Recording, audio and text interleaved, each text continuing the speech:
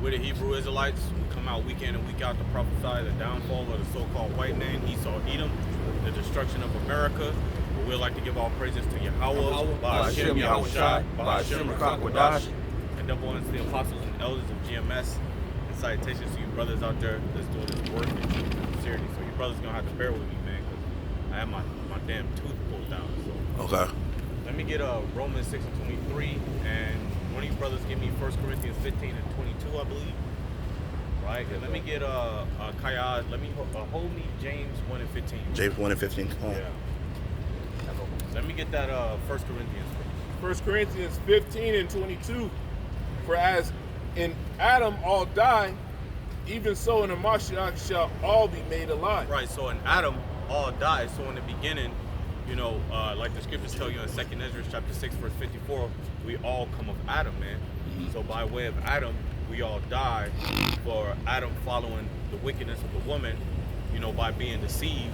Now we have to dwell inside of these bodies that cause suffering, man. Now we have to be in a world that's in great wickedness, man. Yep. And by that comes death. And that's what a lot of you people don't understand, as why death is in the world. If the Lord created all things for it to exist and for it to live and for it to thrive, then why there's so much death in the world? Let me get Wisdom of Solomon chapter 1 verse 13, one of you brothers. It's Wisdom of Solomon 1 and 13. You know, and that's one thing you have to understand too, is that, you know, with these Christians, they're not gonna explain anything like that, man, because what they say, through Christ we all live, right? But you have to look at the bigger picture, is that through Yahushua, the Israelites live, but why is there still death on the earth? Yep. That's something that you bald-headed pork chop eating pastors don't explain. So we gonna get it. Go ahead with that Wisdom of Solomon. Wisdom of Solomon 1 and 13 says, for the Most High made not death, neither hath he pleasure in the destruction of the living. Right, because the Lord made things to live. He made things to thrive, man. He made things to prosper upon the earth, right? It's something that's called being blessed. Being blessed means to prosper, right? Go ahead. It says, man, Moab walks on the track. Yeah, I'm telling you. I'm telling you. I'm telling you, she hops as she walks. Yeah. Go ahead, all right. Don't know if she coming or going.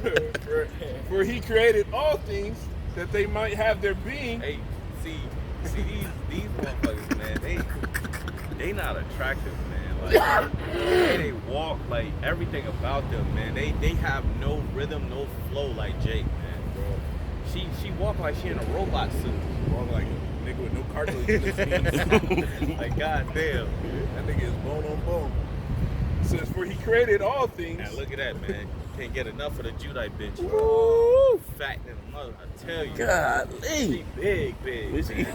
She real big. Watching the video, Art, you had those Eve, man, the Judite, the Issacharite, they were all like messing around on the scale, man. They was with a couple Edomite women.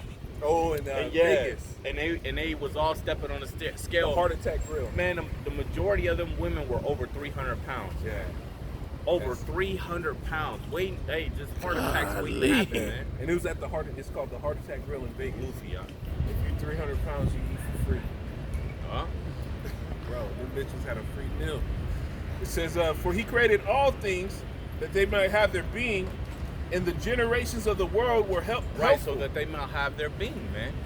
That's why you have life on earth. That's why if you go into the seas, you have your fish, you have your different kind of fish, right? You go upon the grounds, you have your different kind of insects and bugs, and they do their own separate jobs, man. Right? Go ahead. It says, and there is no poison of destruction in them, nor the kingdom of death upon the earth. Right, because we're supposed to live in a world to where we can use the herbs, we can use the different plants and things upon the earth to do what? To heal. Yeah. Right? We will use the herbs to heal. Now if you mess around and you pick the wrong herb and you put it on a wound or you eat it, there's a possibility of death, man. Yeah. Now you got to be careful, because now you got poison within these different plants out here. Shit, even animals themselves and the defense mechanisms that they have, man, they can poison you and kill you. Like, for an example, there's a frog if you was to touch it barehanded, Oh, the yeah. poison can seep into your pores and kill you, man. Yeah, that tropical frog. The tropical Yeah, frog. He's yellow and little blue. tiny one, that different color one. And also, too, Ak, when you think about it, you I know, think there's like poisonous turtles and shit. Mm-hmm. Like a lot of these creatures and insects are poisonous that can put you to death, man. Go ahead. Those are the ones Esau wanted to eat. It says, for righteousness is immortal. Right, righteousness is immortal. So what is immortal, man? Immortal means to live forever, man. So if righteousness is immortal and people are not immortal, then what that means? They're in death, man. They're what you will call mortals, man. The Lord shall call you immortal. Yeah. Why? Because you can die. You can be killed. Right? Your ass could be put in the ground. Toe tag. So you don't have immortality. And these people, man, the majority of them don't even believe in Yahweh Shemel Shah. Right? And even if they say they believe in Christ, they're not following anything that who they call Christ taught in the scriptures anyway. Right? So if they're not doing that which is righteousness, then they're doing that which is unto death, man. Go ahead, Art. It says, but ungodly men with their works and words call Right. it to them. These people are ungodly, man. They call death unto them. Yeah. And then they get on the news crying when something does happen. Yeah. Right? Then they're sitting there moaning, talking about how their sons or their daughters got taken away, or their family members are crying over them because they got taken away. But why? Because you are ungodly, man. Because you're not doing anything righteous. We just read it. Righteousness is what? Immortality, man. Go ahead. Go ahead. It's cold too, because I made a video yesterday when I made a compilation of all these videos of these jakes, and in one of them it was a nigga woman and this adulterous dude that was with her. She called her boyfriend and broke up with him while she was in bed with the adulterous dude, and said, "Hey, I found who I wanted to be with. I don't want to be with you no more." And you know she did that because in her mind she was gonna go and live with this dude right then and there. So she was living with the boyfriend, tried to dump the boyfriend for the nigga she was cheating with, and the dude she was cheating with said, "Why the fuck would you break up with that man? I don't want you." I don't want you, right? he only wanted the snatch. And this is exactly how women end up on the street, Yeah. homeless, fucking on drugs because what? They made a fucking terrible decision. Hey, And now they fucked up. that was a video that went out where the woman was in the bed with the dude and she was on the phone with her man at home, and she was, she was doing oral, to the dude while she was on the phone with the dude at home, man. golly. So the wickedness, Woman. ungodly men, the wickedness in the earth is consistently growing. That's why the scriptures tell you in Psalm 7:11 that the Lord is angry with the wicked every day. Yeah. Because these people choose to do wickedness. They choose to do these things, and then they sit up here as if that's popularity, man. Sit up there, especially women, man. Women take joy in doing shit like that because then they go back and talk about it later on a damn podcast. Yeah. Go ahead. Come on, I'm gonna finish this out. It says, for when they thought to have it their friend, they consumed to naught and made a covenant with it. They made a covenant with it. The scriptures tell you that in Isaiah and Jeremiah. It says, for they have made a covenant with death. That's why the Lord said, choose ye this day life or death. You can choose death because people love it. Why people love death? Because they love choosing the things that leads to death. Yeah. Go ahead, man. It says, because they are worthy to take part with it. You're worthy to take part with it, man. You're worthy to take part with it, man. So while you walking amongst the earth, thinking that you supposedly, because this is what these people say, that they believe in Christ, right? That they believe in Jesus. But they're doing nothing to prove that they believe in who they call Jesus, man. They walk in the earth just doing whatever the hell they want to, and as long as they love Jesus and Jesus loved them, they saved already. That's what they say, that they saved already. You saved, but here we watching the news and we're getting notifications of you being mingled in the damn car somewhere. Mm-hmm. So, but you saved already, man. So Man found contorted in a pipe. right. If Jeremiah himself, which was a prophet in the ancient world, told you that we weren't saved, then why are you running around talking about you saved already? Yeah. When we run into scriptures like Matthew's the 24th chapter that tells you he that endureth unto the end, the same shall be saved, man. So we run into scriptures like that, and then you still run around talking about you saved. That makes no sense. This is why trying to learn from Christianity is madness, man. It's gonna keep you destroyed because they're not telling the truth. They're not speaking the truth for what it is. And the truth for what it is that if you people consistently do wickedness, you're gonna find yourself toe tagged, man. You're gonna find yourself decomposing. Go ahead. Let's go back to that 1 Corinthians 15, 22, whoever had it. Is it 1 Corinthians? Yeah. Back in 1 Corinthians 15 and 22, it says, For Adam for as in Adam all die, even so in the Mashiach shall all be made alive. So there you go, man. Let me get what is that? Romans 6 and 23. Yeah, it's Romans 6 and 23, and it reads, the wages of sin is death. So the scripture says the wages of sin is death.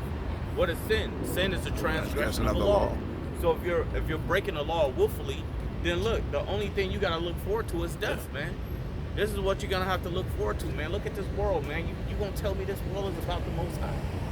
We looking at these people right now, how they dress. They not about the Most High. They about Comic-Con, man. Yeah. They're about doing things that's of the world, man. They're not about doing things that the Most High required them to do. You'll have Jake and Eve out here all day on shit like that because they love Halloween and all that bullshit, man. Go ahead. Like damn, look, you can watch it, but you don't want to dress like it. You don't want to act as it. Yeah. Like you people live in a fairy tale fucking world, man. You live in a fairy tale world where Esau say, here, put on a costume looking like the demon slayer. Guess what? You're now the demon slayer. But we're all for believing in the Lord, who they say doesn't exist. It's crazy as but hell. But they're constantly governed by the Lord's words. People bug the hell out, man. It's the pride. They got pride, man. That's all it is. Let me get that James 1 and 15. This is James chapter 1 and 15. Let me get Psalms 55 and 11. And it says, then when lust hath conceived it, bringeth forth sin. Right. And sin, when it is finished, bringeth forth death. So the Lord is giving you the answers, man. The Lord is giving you the answers. He said, look, if you do it like this, you could live. Seek me, ye shall live. Keep my commandments, ye shall find life. But if you do the opposite, you do that which is contrary to life, then this is all you have to look forward to, man, in the near future. So now you okay with being judged. You okay with watching the fucking news, watching all these people get put to death, right? But you go out and do the same exact shit they're doing, thinking you're gonna be just fine. You might just grow old and die a happy man. Yeah. Growing old, man, isn't beautiful.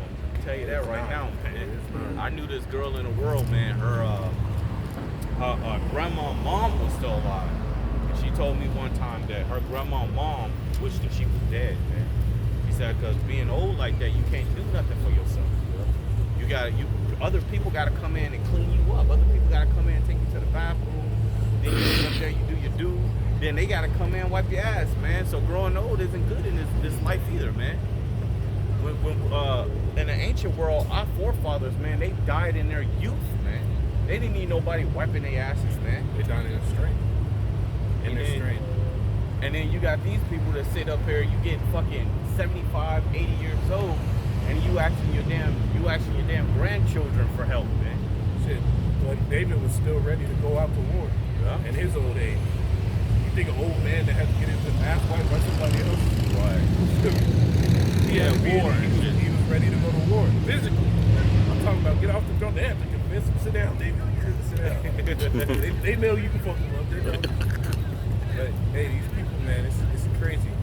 I remember my granddad, man, when he was in the hospital, he was about to die. He kept getting sick over and over again. He sat there and said, "Man, I'm just tired. I'm ready to be over with this."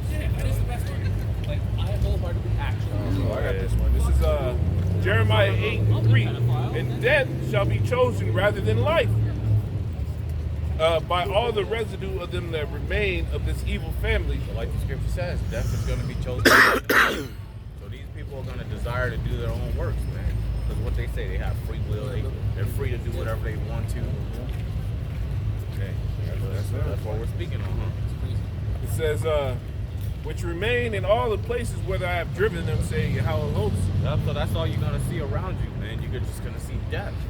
You're going to see death. This is what it means to live in a kingdom like this, man. Yeah. This is what it means when you don't have the righteous in rulership, but you have the wicked in rulership. You're just going to see nothing but death, man. Let me get that Psalm 55:11. Psalm 5 verse 11, it reads, wickedness is in the midst thereof. Right? So wickedness is in the midst thereof, man. These people are filled with wickedness, man. All they thinking about is being covetous, right? All they thinking about is going out partying, clubbing, and doing all this madness. These people ain't thinking about the Lord, man. These people ain't thinking about doing the work, the true works of Yahweh Shemel Shai. Look at the world, man. That's all they thinking about is themselves, man. But in doing so, it's gonna lead to death. Because look, we're coming, man. We're coming at the end of this place. Yeah. Look, this motherfucker ain't even paying attention. We're at the end of this place, man. Look what's going on. There's been articles coming out on Arizona having the highest eviction rate going on. Prices are skyrocketing. They said we're at the top of the list for road rage. Yup. Mm-hmm. Job loss. Homeowners, the prices, their monthly payments to even own their homes are going up. Yeah. So when you moved up in there, that house probably was $400,000. Now it's $467,000. Now it's $526,000, man. So now you constantly having to pay, man. You ain't gonna never pay that motherfucker off unless you're a multi-millionaire. You're gonna always be broke trying to live up in these houses, man. But look, but that's the American dream, man. The American dream is to supposedly work as hard as these people want to work, to have that big house, that white picket fence with the pit bulls in the backyard, man. This is what the people are worried about. But guess what? The Lord said he's bringing great judgment to the earth, right? Right. What did he say? He said, I'm bringing a sword. Let me get that in Deuteronomy 32 and 41. Right? Matter of fact, start at 40, man. God. This is Deuteronomy chapter 32 and verse 40. Let me get And Ezekiel it 33 reads, and 1. Right? For I lift up my hand to heaven and say, I live forever. Right? If I wet my glittering He sword, said, if I wet my glittering sword. So the Lord is about to bring death. So you already have death on the earth because the Lord is causing events to happen to where it's toe tagging you people. And this is what y'all worried about. Are you worried about dressing up like you can jump off a building and do some spiritual, magical powers with it, right? Yep. And you can't, man. You can't. You're a mere damn mortal, man, that can be killed by a damn baby scorpion. Go ahead, Art. Deuteronomy chapter 32 and verse 41. The world is in madness, man. Go ahead. If I wet my glittering sword, So the Lord is preparing his sword, man. Hey, brother, what do you do when you have a sword? You kill people with it, man. Yep. You take that shit to get sharpened up. You banging on that motherfucker. You shining it up. You sharpening it. Then you go out there and you strike for battle, man. So the Lord is getting ready for battle. The Lord is getting ready to pull out that sword out of his sheath, and he's gonna swing that shit and kill many people, man. The scripture says what? Let me get Isaiah 66 and 16, man. Isaiah 66 and 16, man. Because these people just living comfortably right now, man. Hey, look, he got the sword on his hip, right? The Lord is preparing a real sword, man. Go ahead. In Isaiah 66 verse 16, it reads, for by fire, by a sword, for the Most High plead with all flesh. It says, for by fire and by his sword shall Yahweh plead with all flesh, man. This is how the Lord is going to plead with all flesh, by causing much to die, by causing much bloodshed out here in the world, man. Go ahead. And the slain of the Most High shall be many. And the slain of what? The slain of the Most High shall be many. So the slain of the Most High shall be many, man. The slain of the Lord shall be many, man. This is what's coming to the world, man. Brothers been talking about it, and we can see it, man. That's prophecies happening, man. That's bringing us closer and closer to the destruction of America, man. Go ahead with your precepts. This is Ezekiel 21 and 9. Son of man, prophesy and say, thus say Yahweh, say a sword is sharpened, and also furbished. Right, so a sword is sharpened and also furbished, man. Right, because look, when you go to battle the first time, and then you go back to the kingdom, you gotta resharpen the sword, because now the sword is being worn out, man. By cutting flesh, the sword is gonna wear out. That's why if you go to a butcher shop and they sitting up there cutting up cows and shit like that, what do? They always go back and sharpen it up, man. Yeah, they always gotta use it. It's called a holy sword. They always gotta sharpen it right back up. Yeah. Why? Because they gotta cut right back into it, man. Because the blade in it, the edge of the blade will end up rolling. So they pull out that honing still, get it straight back in line. And when they cut the flesh of it, it cuts sharp, man. Yep. It's smooth. Yeah. And that's what the Lord is doing, man. The Lord is sharpening that sword. He's preparing to lay hold on it, man. Go ahead. It says, it is sharpened to make a sword slaughter. It is furnace that it may glitter. And like the scripture said, the slain of the Lord shall be many, man. So the Lord is going to kill millions, billions of people, man, all throughout the earth, man. You're going to have earthquakes, sinkholes, right? All these fires that happening. Well, there's a fire that's happening right in Hawaii, right? Yeah, Maui.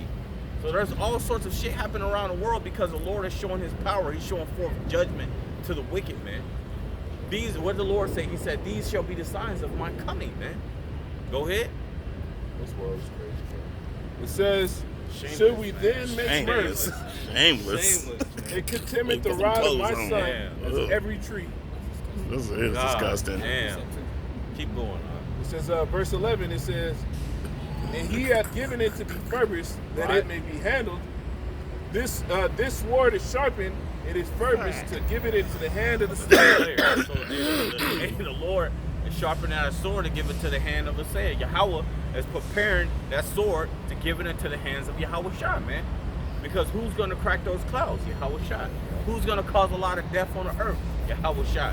So those who ignorantly call the Lord, right, Jesus Christ, who believe that he's a so-called white man, right, it's going to be a Afro so-called black man that comes down and crack those clouds and kill many people, man. He's going to do it by way of the chariots, by spiritual power. What did he say? For I would not meet thee as a man. So the Lord is going to meet you as an angelic power, man.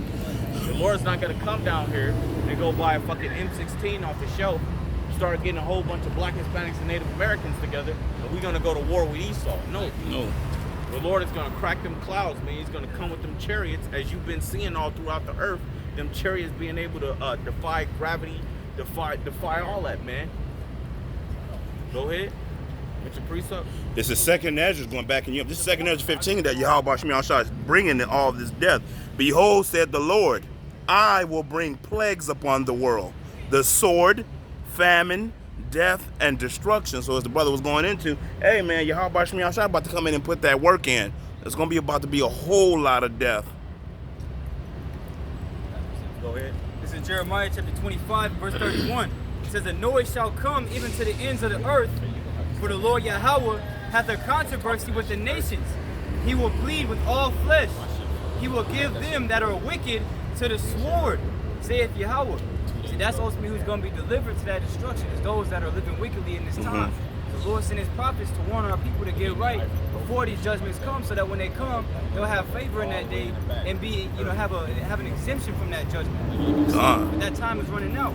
It says, thus saith Yahweh of hosts, behold, evil shall go forth from nation to nation, and a great whirlwind shall be raised up from the coast of the earth, and the slain of Yahweh shall be at that day from one end of the earth even to the other end of the earth.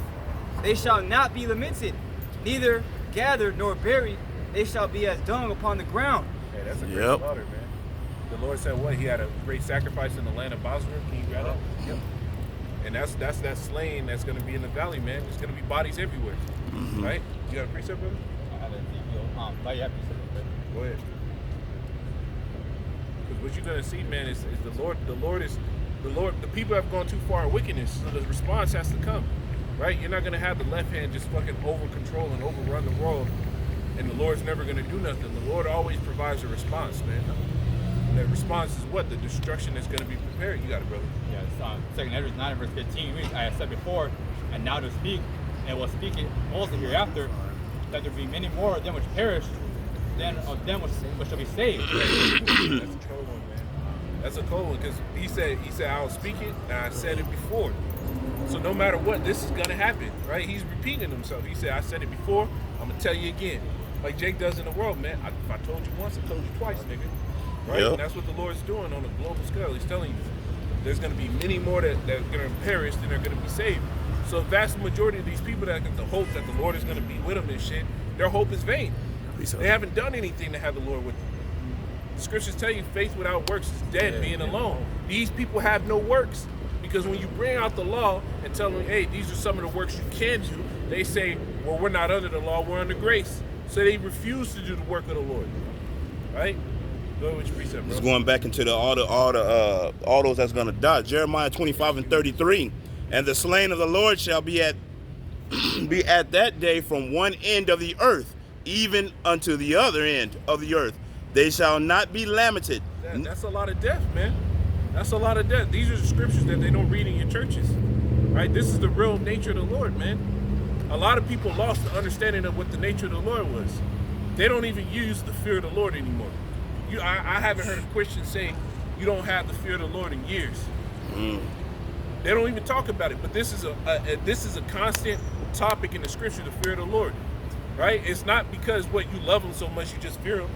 It's because he has the power to do whatever the fuck he wants, right? And that's how the Lord gets down. He does what he wants, right? It's his pleasure that you live, and it's his pleasure when he's ready that you die. Go ahead, And it says, neither gathered nor buried, they shall be dung upon the ground. Let you know, man, and you know how dung is. You see dog poop and you see cow poop all over the place. There's not gonna be no one burying these people, and then you're gonna get what? Disease, because the dead bodies are not going to the ground. Gonna be so many of them. In time of Jacob's trouble, when this all stuff starts happening, ain't gonna be no ambulance. It ain't gonna be no police. Ain't gonna be none of that. People gonna be just dead out there. Calm, bro. Go ahead with your precept, brother. Con, this is second. You want me to get that precept you called for? Let me get yours first. Con, this is 2nd Ezra chapter 7 and verse 20. For there be many that perish in this life, because they despise the law of Yahweh that is set before them. Yep. So many people are going to perish because they despise the very words that they say aren't true. Because they are true, man. They're faithful and true. And everything is happening the way that it's supposed to happen. Everything is right on time, man. That's something Elder Apostle Hart has been saying a lot. Time is on our side. You see, everything is going the course that the way the Lord had it written, man. And soon we're about to see more things happen, man. Yeah. And what are people going to do then? When they make that charagma, that microchip mandatory, we're just setting it up. Yeah. You see, and that's just not going to be no joke when that happens. And a lot of men who said that prophecy wasn't what it is, they're going to be confounded. A lot of people who follow them are going to perish with them, man. Yeah. Yep. Read that one more time. Read that one more time. 2nd Ezra 7 and verse 20. For there be many that perish in this life, because they despise the law of the Most High. See, that's why people are going to die right now. The scriptures tell you the Lord has stretched out his hand all the day long. How did he do it? The prophets, right? So when the Lord sits there, it said kiss the son, lest he be angry, right? The kiss means to basically embrace. The Lord put out his hand for you to come to him and for you to sup with him. But everybody what? Like the parable goes into the wedding, right? They were bidding to the marriage, but they didn't come, right? So the Lord sent out for the others, and his house was filled. Well, the Lord put out his hand through the prophets for so long. If you go back into how just basically how the truth came about, Abba Bibba is around 1968 or something like that. That's when they came on the scene, right? That's 55 years. 55 years, and all these people have constantly heard the word of the Lord, and only a few have repented. And then you had niggas that went back in the world and now are popping up now, right? These people are set up to be dead coming soon, man. This is the judgment, right? The Lord said what? These plagues are set up for this that are 7 times worse upon the sinner, right? The Lord has these things set up, man. It's in the book of Sirach. I'm gonna grab it. Get the one I want. Hey, remember that movie, The Terminator, right? When he came up to Sarah Connor, where he said, "Come with me if you want to live," right? Well, guess what? That's what the Lord said unto his people. He said, Amos 5:4, "For thus saith Yahweh unto the house of Israel, seek me and ye shall live," man. So if you seek after the Lord, you shall live. In order for Sarah Connor to have made it out in the situation she was in, she had to go with the Terminator, man. And even his name is something that you could look at as like, damn, do I want to go with this guy and his name is Terminator? Like his job is to terminate people. So but the Lord is a terrible power. So if the Lord is a terrible power, is he someone that you could look at and be like, man, you know, should I worship him because he's a terrible power? Of course, because someone that is someone as Yahweh that is a terrible power is a power of balance, man. So his job is to judge righteously and to judge those that do wickedly. What did he say? He said, I should judge the righteous and the wicked together, man. But you people, man, you believe that God is just all love. But here, like we mentioned in the beginning, then why is there death in the earth? if the Lord is only love, man? Why is there death in the earth if the Most High is only love? Why do we go back to the book of Romans, right, the 9th chapter? Why do we go back to Malachi, the 1st chapter, and the Lord tells you how he loved Jacob, but Esau have he hated? So we see that the Lord is a man of balance. Yep. So if the man causes, if Yahweh, Bashim Yahushua, causes life on the earth and death on the earth, why wouldn't he be a power you fear? Yep. Why wouldn't he be a power you would seek? Because you would seek after him that can show you mercy. Yeah. Hey, when somebody breaking somebody's house, right, and he got a gun up to your head saying, "Give me your money," you're seeking for mercy. Please don't kill me. Please don't kill me. I got kids. Here, take whatever you want. Take whatever you want. You're seeking mercy from somebody who have your life in their hands, Yep. man. And that's heavy too. When you go into that word mercy, matter of fact, if I maybe real fast, grab that definition. It's a simple, it's on Google. It's Slack here. It says the word mercy on Google. It says compassion or forgiveness shown towards someone whom it is to whom it is within one's power to punish or harm. Man. So that's the hands of the Lord, man. He's able to punish you, he's able to jack you up, and he's able to also reward you for good works. Yeah. Which is why we walk in that fear, knowing that if we don't do those things that he commanded, we're gonna be just like all these other people who don't know nothing, man. And it's actually worse for us because we know better. You see? They get that Psalm 68. Yep. That go right into that. This is Psalm chapter 68 and verse 20. He that is our power is a power of salvation, and unto Yahweh the Lord belong the issues from death. See, unto the Lord belongs the issues of death. So if he's the one who has the power to hurt, that's who people should be repenting to. But nobody turns to the Lord and repents. Everybody just goes on in their wickedness, man.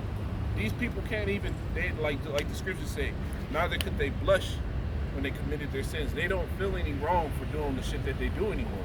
It's gotten to that point, right? The scriptures tell you the how does it go? The scriptures basically tell you like a child knows even when he does a miss. Yeah. But these people they don't even fucking see it as being going to miss anymore.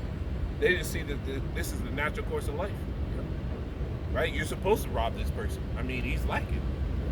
Right? He didn't have his dukes do something. Yeah. Man, you shouldn't have been slipping. A nigga will get his car stolen, and they'll sit here and say, "Well, why'd you leave your car unlocked, dumbass?"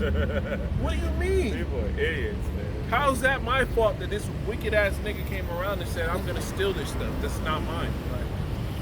They put all the blame on the victim and none of the blame on the fucking criminal. Well, the Lord has the answer for that, man. He's gonna start dishing out debt to a lot of people. Right? You got a precept, brother? Oh yeah, real quick. Jeremiah 4 verse 22. If my people are foolish, they have not known me. They are childish children, and they have none understanding. They are wise to do evil, but it's too good. They have no knowledge. And because it's honestly, they're wise to do evil. They can figure out the most wickedest shit, how to craft out, get away with it, how to basically rationalize their mind that it's okay for me. Because they're lacking. This, what she wanted. This, that, and the other, bro. Like I said, that's like you're just like instead of just doing like the right thing that you know you're supposed to be doing. Like they know it. I think they know they're going off. Yeah. And yep, they'll still do it. Yeah. They'll hear somebody tell them that they're going off, and they'll still be justified in it because nobody else says anything. Say fuck it, YOLO. Yeah. Yeah, that's what it is. The justification is the YOLO now. You only live once, I might as well do it. Well, nigga, you gonna pay for it. You gonna pay for it in this life or the next, but you gonna pay for it. That's for damn sure. And Christians taught people that they only live once. Yeah. That's not true, man. You come back, it's just something that's called reincarnation, and it's in the Bible and it's proven.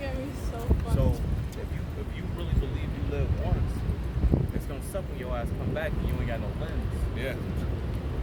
Over there, got an elbow for a hand. Right? Oh, hey, you like that one Edomite dude, man, who he had his limbs, he was living his life, good job, everything like that. Then turned he came into a potato. He came down with a disease and he was a potato before you knew it. No, I think it was meningitis. That's fucking raw, bro. What's wrong with Esau? He's Gerald, man. He's falling. God damn. It's the current state of Babylon, man. Let's lay out. This is Jeremiah 6 and 15. Were they ashamed when they had committed abomination?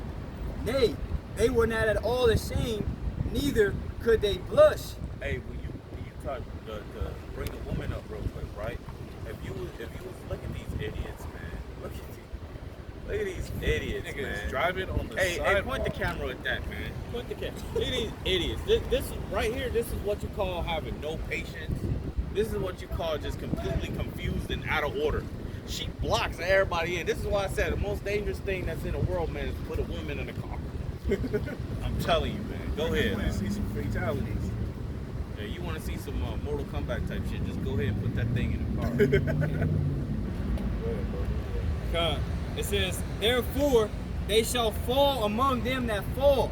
At that time that I visit them, they shall be cast down, saith Yahweh. You see, because y'all didn't have any remorse for your wickedness, the Lord is going to sit here and make sure you get cast down. This is what's going to happen, right? This is what the Lord has planned out. Give me Sirach.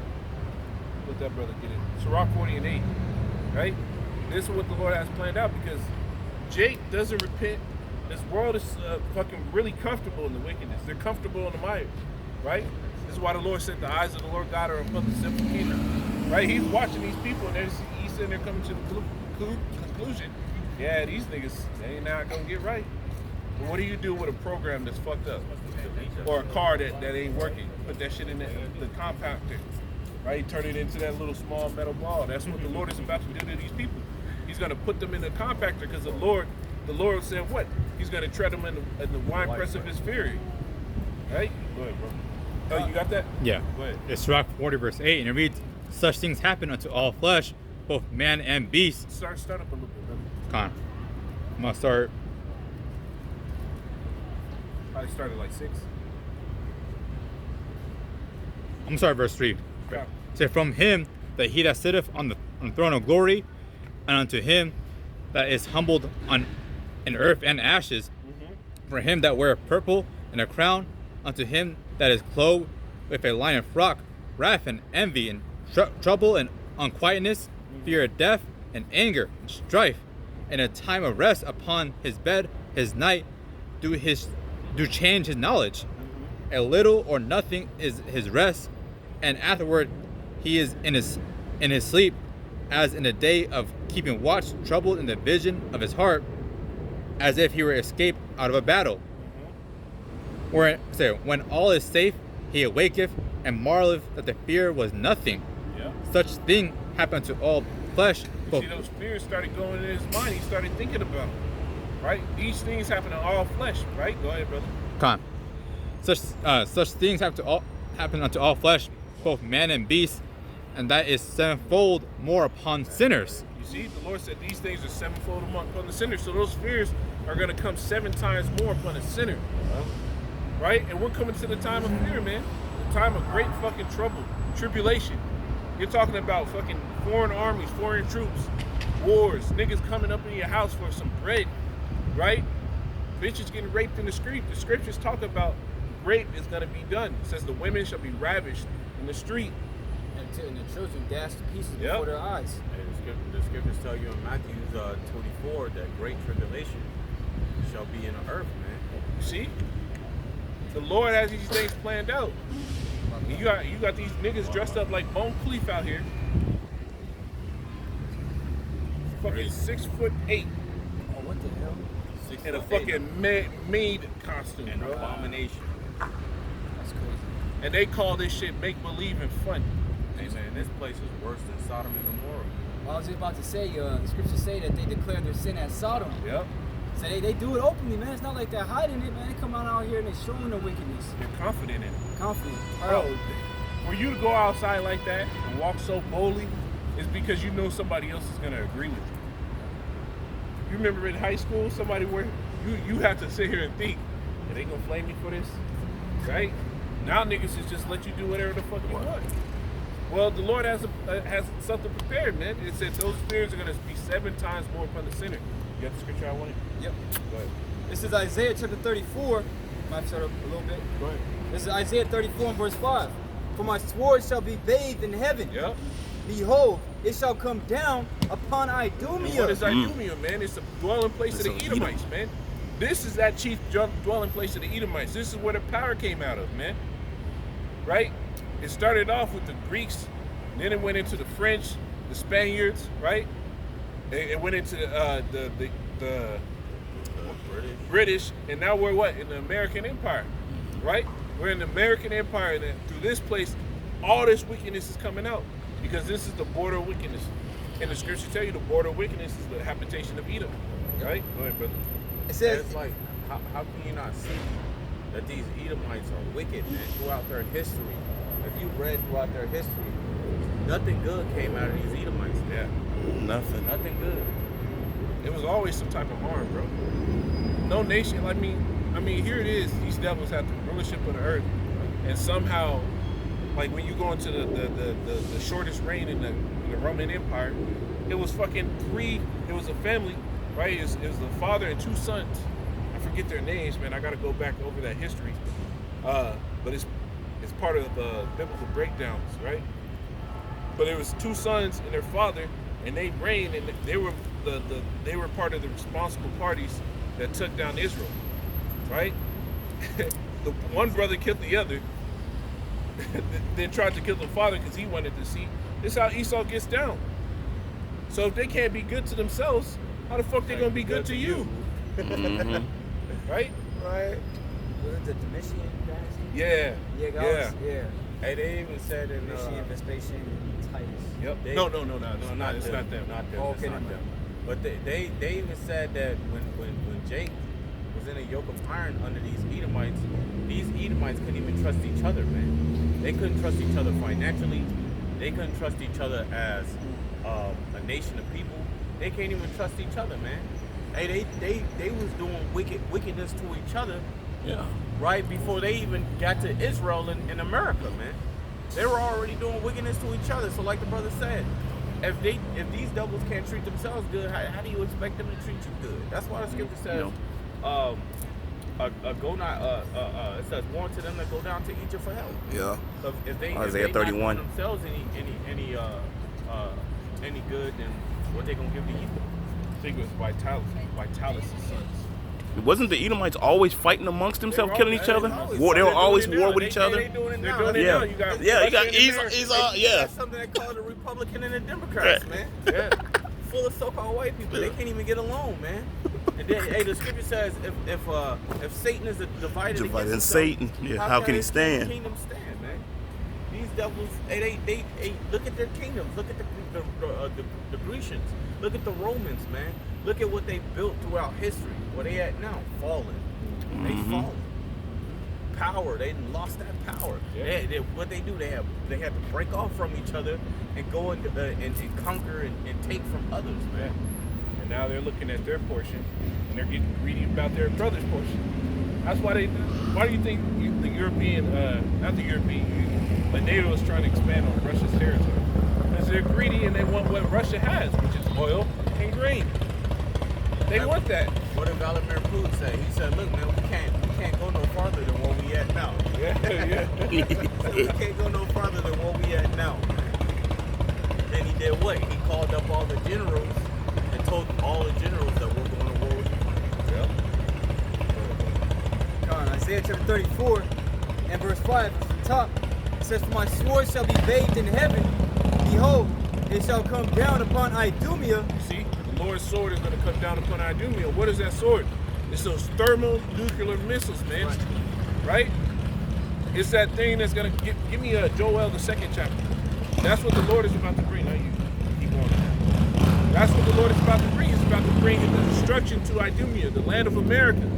Right? Go ahead, bro. It says, "And upon the people of my curse to judgment." And Esau is the people the Lord's cursed to judgment, man. Right? These devils have no blessing in the Lord. The Lord said what? He loved Jacob and he hated Esau. That's it. It's not Esau, vocab Malone, whatever Christian scholar you bring up isn't going to change the fact that the Lord don't fuck with y'all. Right? You got that, Joel? When Joel, you want me to start at? 2. Just start at 1. All right, this is Joel chapter 2, start at verse 1. Blow ye the trumpet in Zion, and sound an alarm in my holy mountain. Let all the inhabitants of the land tremble, for the day of the Lord cometh, for it is nigh at hand. A day of darkness and of gloominess, a day of clouds and thick darkness. See, this is what is near at hand. This Lord said this is nigh at hand, a day of darkness and thick clouds, a day of gloominess and thick darkness. This is what the Lord has prepared. It's not good times. It's not good times. Good You times people at all. have lived in enough good times, so now the balance has to come. Yep. Right? You can't have all that sweet without no bitter, man. You get diabetes. You Get the beaties. You know that the bitters, right? So your tongue is responsible for sending certain enzymes to action depending on the taste that it gets, right? The front part of your tongue tastes all that sugar. I think it's like the front part or the middle gets all that Gets sugar. sugar in The the back part is responsible for You're bitter. for the bitters. So when you get certain foods that are bitter in your mouth, it makes your body produce certain enzymes. Those enzymes that are produced with bitters helps balance the body out. So now the Lord's about to bring that bitter time to help balance you niggas out, man. And it's only getting worse out here, man. A lot of you people who, you know, you're living with your grandmas and your parents, and they, you know, got a little financial, you know, goodness going on in their life. There's all sorts of shit around you. You don't even know what's happening, man. Financially, man, people out here are fucked, man. Like, you know, at this point, living in times like this, at this point, you have no choice but to live with another person in the house. Like, you got people who living in a house, and before they get evicted, they're asking other people to move in as roommates, man, so they can help pay the rent within that house. But people are going through it, man. And a lot of times they don't even care about screening these people. They don't even match. Man. That's why you get a lot of these situations where person kills his roommate, person kills his neighbor. Right? Because you got all these souls smashing together that don't belong together. Right? Or they fucking at odds with each other. And then you got women now, bro, I kid you not. It's recently I've been seeing nothing but women with men. And it used to be like you would never see them together. So times are getting so hard that women are actually starting to figure out, like, I gotta roll with this man. But a lot of times they just picking the first nigga they get fined, and they don't even know that this nigga is an undercover psychopath. Murderer. And if not that, he's a damn rapist, man. Now he with you touching up on your kids and shit. Because you, like the brother said, like, you living in a world now to where you women are becoming very desperate on the type of men you want to be with, and you don't even know them. A lot of you women who gets with guys, y'all don't even know them niggas, man. Y'all get with them niggas off the fact that you might just, you know, have some type of affection or emotional connection with With them. a 6'3". And this motherfucker's a undercover murderer. Yeah, 6'3" murderer. Six figure, six pack. Hey, that murderer. man killed his brother last week. These are the type of dudes y'all be with, man. This nigga is 6 feet, has a 6-pack abs, makes 6 figures, and could dig a 6-foot hole. Damn. with ease. With ease, bro. Everything, bro. He threw that other 6 on there for fucking good measure for you. Right? Let you fuck up one time. You'll be playing that American psychopath and the house gets psyched up. And if he real crazy, he might bury your ass alive. Like that dude with his wife, that dude buried his wife alive, man. He thought he killed her, man. He didn't even kill her. She was buried alive. She had to dig herself out of there. Bitch looked like a Terminator going in the lava. You was gonna say so? I said you just got shit serious, that Jake Paul song said, "Pull me, can't pull me again."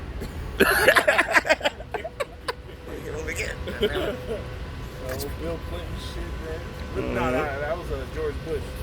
George Bush. Yeah, George Bush. You got a precept? Nah, This is Isaiah chapter 34 and verse 6. And it says a Oh, we sword. were still in there. Oh, you wanna keep going? Joel. oh, this is Joel's 2 and 2 from the top. A day of darkness and of gloominess, a day of clouds and of thick darkness, as the morning spread upon the mountains, a great people and a strong. There had not been ever the like, neither shall be any more. So that great people and the strong that should never be alike is actually talking about those missiles. It's the same thing that's talked about in the book of Revelation when it goes into the 200,000 horsemen, right? Those are the missiles, man. The Lord made sure that these scientists had this understanding to make these missiles, these thermonuclear missiles, because what? He has a judgment that's going to come upon America. And, right? And to prove that they're horses, all you gotta do is go to Joel the 2nd chapter. That's right. It says, for there are like horses, man. That leap over. Yeah, the wall. this is verse 4. Let me jump to it. Yeah. This is Joel. Keep reading. Okay. more after it, even to the years of many generations, Yeah. a fire devoureth before them, and behind them a flame burneth. Right? What is the fire that's been before them? That's that nuclear warhead hit. Right? The Lord didn't make this world and make people in it so that they can make something that he didn't have a plan for. Right? The Lord is in full control. He gives people certain knowledge. He makes people do certain things. The scriptures tell you the Lord does good and he does evil. Hey, why do you think nuclear missiles exist, man? They not just to sit there looking pretty. Yeah. They're made to be used. It's like those little old pop-up figures that people buy and shit with the big heads. You gotta right. Right? The Lord made these things. Bobblehead. The Lord made these things to be working death instruments, man. Go ahead, bro. A fire devoured before them, and behind them a flame burneth. That flame burning behind them is what that propulsion system, man. What is that? And this is why the flames come. You got shit like this, shit man. like that. Gotta go. We gotta burn. Yeah. The queer of hearts. Yep. Queer The queer- This is why the flames coming, man. Yep. Queer apart. Go ahead, bro. The land is as the Garden of Eden before them, and behind them a desolate wilderness. Hey, you people need to be destroyed, man. Yep. Hey, man, Yep. we can't wait until the Lord come back. Yep. This shit is whack. Man. Wipe This them is all out. Wild, man. Hey, man, that shit wild. You got a nigga with a push broom mustache and a sachet dress on. This is some fucking That shit, shit man. wild. The scriptures say they have made void thy law, for now it's time for thee, O Lord, to work. That's right. They made void. They don't give a damn about anything else besides their own evil desires, man. So now they can have that, but now there's gonna be consequences for those actions, man. Go ahead, bro. A fire devoured before them, and behind them a flame burneth. The land is as the Garden of Eden. You see, the land is as the Garden of Eden before them. Behind them, what? Go ahead, bro. Before them and behind them a desolate Why? wilderness. Because when the missiles hit, boom, this shit is over. It's not ever gonna happen again. Hey, give me beast of destruction. And there's another one where it says just get that beast of destruction, man. We'll start with that. We're gonna go right back to that, bro. All right. That's Isaiah, right? Yeah, I'm pretty sure it's Isaiah, man. Mommy, what happened? S-O-M-E. Mommy, what happened to Maui? That flame hit, burnt up how beautiful it was, like a garden, and it burnt clean smooth Hey, up. clean smooth, man. And that was Esau's DEWs, direct energy weapons, man. Yep. But pretty soon the Lord is going to allow these countries to shoot off those thermonuclear missiles, and this place is going to be burnt the fuck up. And the people in it. Yep. Ain't nobody, you can't run under the ground deep enough, fast enough away from this shit. Wow. Not one supercar in America is going to get you away from this shit.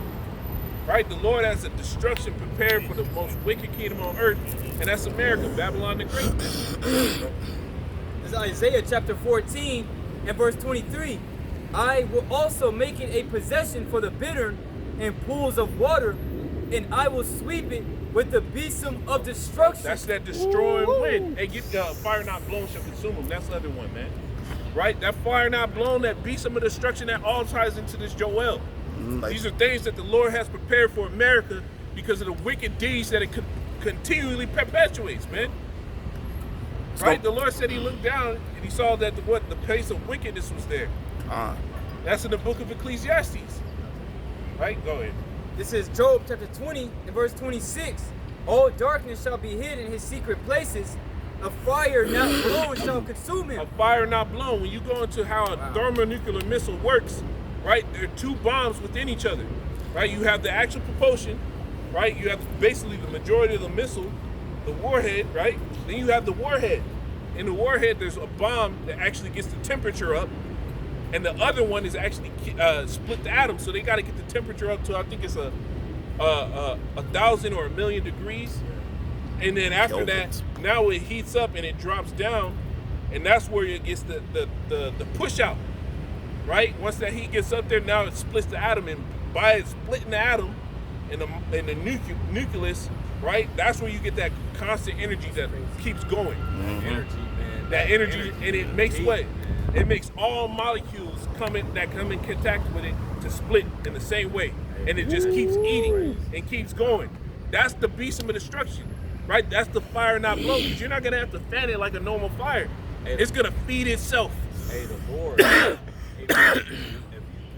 I know brothers already have done, but if you watch a video on how that nuclear missile is created, how it goes off, you know that was the mind of the Lord. That wasn't just no mere mortal out here, man. The Lord had to put that type of knowledge in the mind of men. Yeah. Because the way that motherfucker works, you'll be like, nah, that's the mind of a God, man. Well, it says that in Isaiah. What is the smith that blows the coals? Yeah. The fact that it's made, a nuclear bomb is made to push out the energy and suck it back in. That's like the Lord that's like the Lord hitting the ground, and while he's hitting it, he's like, he sees somebody far away starting to run away. Nah, come back. Get over here. Sucks your ass right back up, and then you get pulled up into that vacuum, man. Because he creates that vacuum. That's how that mushroom cloud closes on itself. That vacuum gets there, and you get into that vacuum, Gone. sends the fuck up, and you gone. Done. And imagine, the scriptures tell you there's going to be 200 million of them here. My goodness. Ain't nothing going to stand here. Ain't nothing going to be here, man. The Lord said, wait, he's going to lay the line of confusion of this place. Right? That line of confusion means what? This place is going to be fully decimated to the point where you're not going to know where Arizona begins and where it ends. North California. Right? You could, in the Planet of the Apes movie, right? The original with Charleston Heston. What he thought he was on another planet. It wasn't Las Beware Vegas, of the all beast, the way in man. New York or some shit like Yep. that. Yep. Yeah. He thought he was on another planet. Then he saw the Statue of Liberty. And he was like, God damn it, you really did it. God damn it, you really did it. Because he saw that what he knew as home was fucking destroyed. Wow. That's what's going to happen here. This place is going to be fucking destroyed. Right? That's what a lot of these people believe, man. A lot of these people believe that America's not going to go anywhere, man. These nations are really going to bring about these nuclear missiles, man. God. This is Job, chapter 20 and verse 26. All darkness shall be hid in his secret places. A fire not blown shall consume him. It shall go ill with him that is left in his tabernacle. See? It's going to consume him, and it's going to be ill with him that is left in his tabernacle. Right? Meaning basically left in his heritage. Right? And who is that? The elite. The elite. The Lord's going to make sure he gets every one of you devils, man. Because what? You're going to give us into possession. The Lord said, what? All they that oppressed them shall I give for a prey. They that devoured these shall be devoured. You see? Yep. And that's what's going to happen. The Israelites are going to fucking devour the people that put them in slavery. Now, who put the so-called Negroes, Hispanics, and Native Americans in slavery? The fucking Edomites, you so-called white people. Yep. So what? The Lord has a judgment for those things. Right? You got the beast? Oh, yes, I got that. I had a precept. No, get the beast and then get your precept. God, this is Isaiah chapter 14 and verse 23. I will also make it a possession for the bittern in pools of water, and I will sweep it with a besom of destruction, saith Yahweh of hosts. See, the Lord is going to clean this place up, man. Right? You used to see those old school movies where nigga would be sweeping, that nigga be in it. The Lord going to get into it, man. He going to sweep this place up. Right? The Lord is going to get down. It's going to be so vicious that the Lord is sending Michael, that great angel. Right? Yahweh Shai said he's going to sit here and issue forth what? A blast of fire, out of his tempest, mouth. and fiery breath, man. And all in one, the beam, he's going to be shooting fires on this place. I saw a video recently where they're sitting there showing that fires are all over the world, everywhere. Everywhere, fucking riddled with fucking fires. What did the Lord say? I come to bring fire, what will I have already be kindled? Right? So the Lord is getting this place acclimated to that heat that he's about to bring. You thought it was hot now. Wait till the Lord shows you. Yeah. They said those nuclear blasts are going to be hotter than the center of the sun, man. Yep. And see, that's that plague that's mentioned in Zechariah the 14th chapter that's going to come upon all the non-believers, all you heathen, but especially all you non-believing Israelites, man. And your flesh is going to consume away while you stand upon your feet. That's right. And it's going to be a slow death. You're not just going to be like, oh, well, I know it's coming. It might come, but at least I'm going to die fast. No, the Lord's going to roast you, man. The Lord said, I'm going to put you there, and I'm going to melt you, man. Yep. Leave you there and melt you. The Lord said that, and he's going to do it. Right, a quick one. The scriptures tell you the Lord, the elements shall melt with fervent heat. The people are elements, man. Yep. In your body dwells zinc, selenium, fucking calcium, right?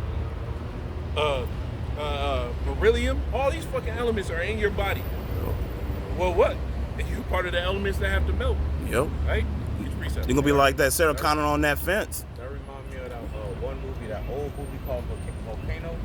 I remember that he shit. was in the train and shit. Yeah. And he tried to save the kid. And when he jumped in the lava Yeah, and he threw hit the that kid. shit, yeah. And he was just melting. He was going down slow as shit. Damn, Bro, that's a death right there, boy. Go ahead with your precept, bro. No, this is going back to that Joel.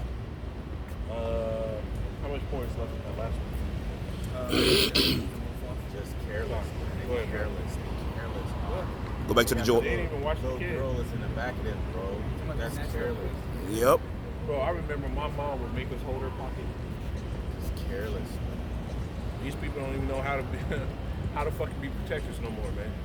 Oh, why these They places don't need to go. realize that these are out here these really fucking pedophiles and human traffickers and shit. Yep. I saw a video recently where this woman was outside with her kid in the stroller, and she was on her phone. Her man came up behind her, grabbed the kid out the stroller and ran away. She turned around and started freaking out. She didn't know where the kid was, so he had to pop back out with the kid. And you know he probably talked to her about that shit before. Yeah. Go ahead. Okay, it's Joel 2 and 3 from the top. I be like a hawk of my kids. I be watching them like motherfuckers. Like, if they too far, if they behind me and shit, show us in the front. Yeah. Like, I be having all eyes on my kids. Like, you be seeing these people walking around with their kids and their kids like way back there type shit. And the parents on the phone texting. Crazy. This is Joel 2 and 3 from the top. A fire devoureth before them, and behind them a flame burneth. The land is as the garden of Eden before them, and behind them a desolate wilderness. Yeah, and nothing shall escape them. Nothing's going to escape the destruction that the Lord has prepared for America. Nothing. Right? These devils can go up into their space stations. They can go under the ground. They go everywhere, man. But still, the Lord is going to get them out of those, man. And you people aren't going to have anywhere safe to go. You can run into a cave if you want.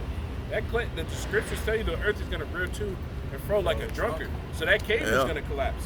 Hey, they Yep. stuck under the rubble. Yeah. Be stuck on the rubber. And then, and then the fucking rocks start getting hot. Ooh. You in the oven. They hitting you? Yep. That was a dude in a cave, man, and he thought he would be able to fit in the cave. He wasn't able to fit, so he got stuck. So when the rescuers came to try to save him out of the cave, they couldn't save him, so they left his ass in there. Man. They left You his can't ass blow in up there. the shit because then you Then fucking put yourself in the worst And they predicament. told him, they said that's gonna be his grave now. You better fucking lose weight fast, nigga. Tough break. Gotta go. Hey, Tough break. Back in 3 days. Yeah. Hey, I'm gonna go ahead and go home. Man. Yeah. I'm gonna call somebody now. Catch you later. Yeah. Hey, buddy. Put a little fucking wire speaker in there. Hey, buddy, just want to let you know, I'm gonna be here for a while. Right? Yeah, I'll be back Hey, don't go nowhere. at some point. Yeah, so boy, you better and we got a thunderstorm coming, so I hope you can breathe underwater. Bro. Go ahead. Salakia, Joel 2 and 3 from the top. A fire devoureth before them, and behind them a flame burneth. The land is as the garden of Eden before them, and behind them a desolate wilderness. Yeah, and nothing shall escape them. The appearance of them is as the appearance of horses. And what do horses represent? Power. Power. That's what they are. That's why it said the appearance of them is the appearance of horses. When you look at these missiles, they're imposing specimens, man. They're fucking huge. They're as big as a building. Mm-hmm. Right? They take up damn near one whole block. Like this whole from street light to street light. That silo. one missile almost. You know? Go ahead, Al. The appearance of them is as the appearance of horses, and as horsemen so shall they run. Like the noise of of chariots on the tops of mountains shall they leap. See, that's going into what? Intercontinental. What happens? They go into space, detach, they come back down. That's that leap. That's that leap of a horse. And when horses leap over something, watch a horse show at least one time, man. You'll understand it. When a horse leaps over something, it doesn't like jump like a dog does. And it jumps like a horse. So Yeah. it literally, Like it it goes flies. straight up and comes down. Go ahead, bro. Keep Leap. going over where you're at. Leap like the noise of a flame of fire that devoured the stubble, as a strong people set in battle array. See, that's what these missiles are going to be. They're going to be like a strong people in battle array, man. Because what? There's going to be so many of them shooting off that they're going to be coordinated to go in their own path. Just like horses in a war. You watch those old war movies. You didn't see a horse behind a horse. Nope. Nah, they went right on in a fucking line. Yep. And they went forward, bro. Go ahead, bro. Before their face, the people shall be much pained. All faces shall gather blackness. When you see and you hear them sirens going off. Oh, you man. See and you hear that stuff in the sky. Yep. It's gonna fucking pull out all that strength out of you. All that bravado that these bitches show. Hey, You about to fold for real. people gonna fold, Bro. You gonna fold like a damn chair. Yeah, fold like that empty lawn chair. Like a chair, man. You gonna fold right the fuck up, man. Yeah. You people gonna go. You gonna get. I can see it right now, man. You people gonna get the crying and shit. You What we gonna do? I can see a lot of you right now talking about some God and Jesus shit. I can see all that shit right now. Yeah. Forget all that. So what did that movie say? What shall they do but except burn? 21 seconds. It's equal 21 That's seconds. me, Yup. right? That's me. Boy, You y'all see- gonna you see sizzle. Those missiles in the sky, those are gonna come. Them people in Ukraine, they didn't think that was gonna happen. They didn't think Russia was gonna start sending missiles. They didn't think they were gonna roll through their street with tanks and actually shoot them. But it came. Well, that's gonna happen to America too. The Yup. Lord has something determined against this place. Go ahead. This is Ezekiel chapter 21 and verse 7. And it shall be, when they say unto thee, Wherefore sighest thou? That thou shalt answer for the tidings, because it cometh. And every heart shall melt, and all hands shall be feeble, and every spirit shall faint, and all knees shall be weak as water. You niggas are gonna fold up. Uh-huh. These big talking shit niggas, your Charleston whites, are gonna fold up. They gonna see that thing coming in the sky and they gonna know, God damn. Right? They're not gonna be able to move. There's a fear that happens to a man where it's too intense and you lose the fucking memory of how to move. Mm-hmm. The scripture says a lot. The scriptures tell you that you're gonna die from just a faint of heart. Yep. Having heart attacks for that fear. Oh shit, Bro. It's the big one. Bro, people that have anxiety attacks, they say it's almost like having a stroke. Because their shit just starts going so fast. And they can't understand why. Boom. And I read an article this morning with Vladimir Putin. He said his Satan II missile Yeah, this he put is on two. nuke combat ready. And they said that missile is 14 stories, in length. So that when you look at that map, that's a little under 200 feet, man. So you imagine a 200-foot object coming down, man. Hey, that's gonna be. And you got the Lord. He's gonna overkill this place. Hey, It's man. just- So like that. Vladimir Putin said he's ready to go to war with NATO, man. Yep. He said we're ready. Yeah. all the nations are ready. And they Yep. let him- The first thing they attack, the first thing they attack in a time of war is what? The food system. Food system. Goods and services. So what have they been doing? They've been making a coalition of nations that own all the goods and services, Uh-huh. that own all the raw material. And all the raw material is owned by their partners. So now they're like, all right, well, we can starve you niggas out if we want. That's how it's gonna go, man. The Lord has determined a destruction for the most wicked place in the world, which is America. And Russia going to war with Ukraine was the start of it, man. Yep.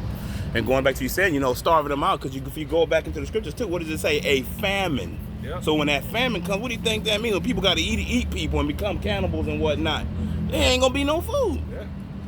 Yeah. Way before you burn. Niggas gonna be eating booties like grocery did. Yeah, for real. You're gonna be eating plastic. You gonna be having that human. You gonna be having human chitlins. Yep. Crock pot's gonna be going 24/7. Them crock pots gonna be going out.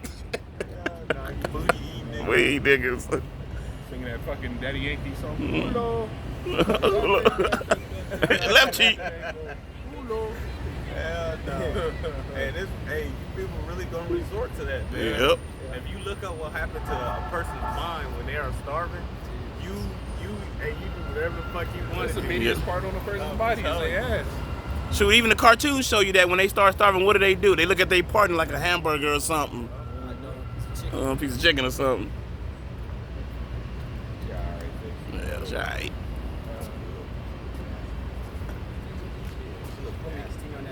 I feel like she'll have a whole team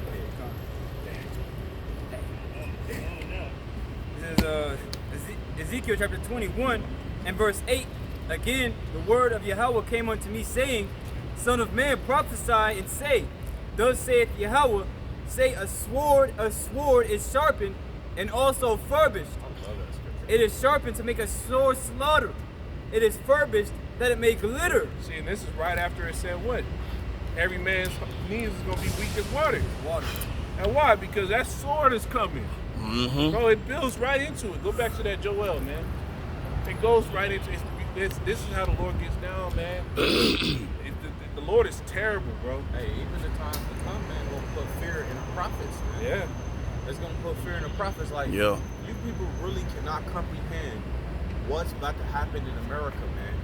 You really can't comprehend the shit that's about to happen, man. Like, hey, man, these people, man, you're gonna see the demons on these people, man. When they can't eat, when they can't get water, when you stuck in a city, you can't get to your kids, man. These people gonna turn into like super demons, Super man. monsters. Yeah, you already seen glimpses of it. You're already seeing glimpses of it. Because the way people fucking react on the drop of a dime now is just, Man, it is fucking amazing to watch. It is the most. When you really think about it, if everybody was in that state of fight or flight at the same time, Man, what you chaos. see the road rage, what you see in these niggas in the hood doing the worst that they could possibly do, these people are gonna do it, man, because they don't have a sense of morality to keep them from doing these things. I mean, say when you go into that word, when it says the love of many shall wax cold, Matthew 24, you got the Greek word psychros, which is where you get psycho. You see what I'm saying? So that's what these people are turning into psychopaths, man. But how much more when all hell breaks loose and they got nothing to lose? hey, when they raise up the prices even more, like when there's really an inflation in this place, and two people can't afford to stay inside of a studio or an apartment or a house, and they can't feed their kids. That's Watch it. how these people get, man. Watch how they get. Hey, you gonna see a lot of. Hey, what happens first? What people do first? They complain, right? So by them complaining, they come out here and do what? Hold signs and protest and shit like that. And then once they're so-called leaders, once they leaders don't do anything about their situation, and they out here in tents, they got the kids out here, and then guess what? When you out here in a tent and you living amongst all these motherfuckers you don't know, there's gonna be some missing kids, Bro, man. that shit already happens over there where they have the tent city over here. Bro, they would tell there were people that actually lived over there. They were telling the stories to the news, like, yeah, there's certain people here where if you don't bring them a certain amount of money every day, they'll come and take your shit, beat you up. Some will have guns, some will have knives. The people been stabbed. I've seen people get stabbed to death. Right? They'll come right into your shit and steal it and look you dead in the face. Well, that's gonna happen on a grand scale, man. People are gonna lose their shit. This economy just starts crashing, man. Hey, when this shit gets like Zimbabwe, hey, when this shit get like Zimbabwe, man, and he ain't gonna need that cane. Yeah. He's No. using that shit to beat people with. Mm-hmm. Hope he can run. I said that. Especially, I seen that shit firsthand. Food service, customer service, bro. The amount of people that just lose their shit when you have a certain thing or it's just that or isn't perfect to them, they start getting wild. They start doing this, that. I remember one time, man, fucking we're out of court one day. This dude was like, went to the club, like, club out, he was like, I don't know what the fuck he was on. So you should arrest her out of fucking porn. He went to the bathroom, tried to basically fuck everything up. He was out of porn. It was like at 9:30 at night. Bro, I went to native New York with my woman a while back, right? This is why the lockdowns were barely getting lifted. This woman got so mad that they didn't have celery in her fucking takeout box.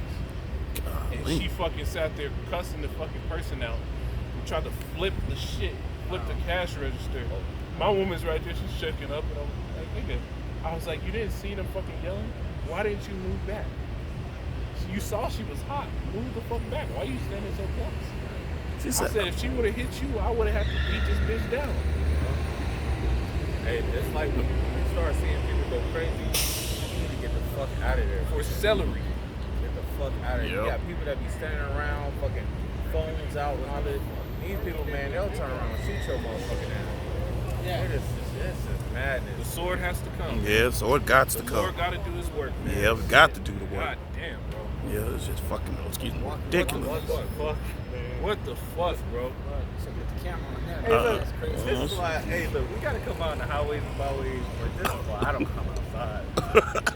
I ain't trying to say this shit. That's why scripture say that Noah, he condemned the world, man. Uh-huh. They were doing all wickedness then. And them same spirits are back, and they've even gotten worse. Wow. It's vexing. Go ahead, bro. Keep going on that. This is Joel chapter 2. Get verse 7. Wow. And this is Joel 2 and 7. They shall run like mighty men. They shall climb the walls like men of war. And they shall march every one on his ways. And they shall not break their ranks. Neither shall one thrust another. See, these missiles ain't gonna hit each other, bro. They're not gonna hit each other. They're gonna be like a perfect army, man. Marching formation. Coming right here. Why? Give me a Amos 9 and 8. Why? Because what? This place has gone too far, man.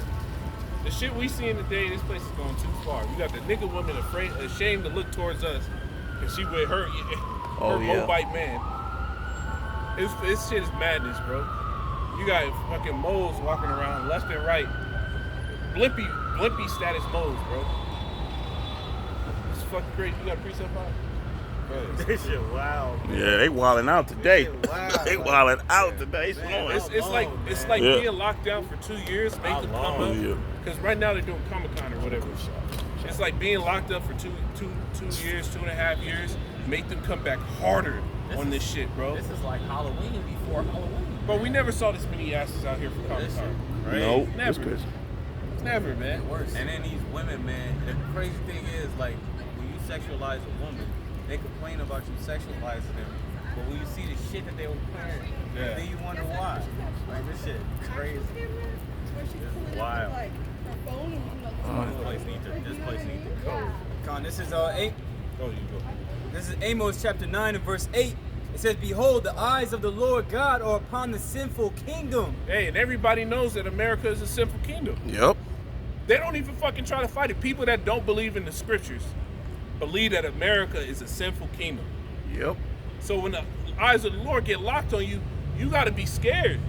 And the Lord is watching all this shit. Like, all of this shit is being recorded back Yeah. to the Lord. He's looking at Jake that indulges in this shit, and he's looking at Esau like, look at what you got my fucking people doing. The fuck? He pissed. These are his people. And you got them out here like this. Man. Go ahead, bro. It says, "And I will destroy it from off the face of the earth." And Joel 2 is talking about the destruction that the Lord's going to give this place to wipe it off the face of the earth, man. Keep going, Out. Joel 2 and 8. Neither shall one thrust another. They shall walk every one in his path. And when they fall upon the sword, they shall not be wounded. Yep. They shall run The to. missile defense systems, that's not going to be hot. Those aren't going to work. You're talking about something that's going hypersonic. You think you're going to be able to fucking intercept it? Nope. For these things to get hypersonic, they have to go into space and get that additional thrust from coming back into orbit. Go ahead, Doc. I used to work in a clinic where he was at, bro. Go ahead, bro. Joel 2 and 9. They shall run to and fro in the city. They shall run upon the walls. They shall climb upon the houses. Right, that's talking about these missiles. How they come, man. This is allegorical speech for how this place is going to be destroyed. Go ahead. They shall enter in at the window like a thief. The earth shall quake before them. The heavens shall tremble. The sun and the moon shall be dark, and the stars shall withdraw their shining. That nigga just driving Restart on the that flat, last verse, man. bro. This nigga don't even know he got a flat. He just gonna keep rolling He's to just the gonna rim keep flow. rolling. That shit flattening them over. Joel 2 and 10. The earth shall quake before them. The heavens shall tremble. You see, the earth is gonna quake before them, man. Give me a real tune for me. And then this is how you know this place is so fucked up because Nobody telling them. Windows letting him know. Yeah, they right there in front of the car right there, bro. Hey, motherfuckers just be looking and shit. They looking at the tire like, hey, man. Look, Oh, there she's telling them. There she talking. You got a flat fucking tire, man. Hey, how long you think you driving on this? Yeah. He said, I don't know what that sound, but I kind of like the rhythm. Idiot. Oh, they don't care. Going just as fast. Golly.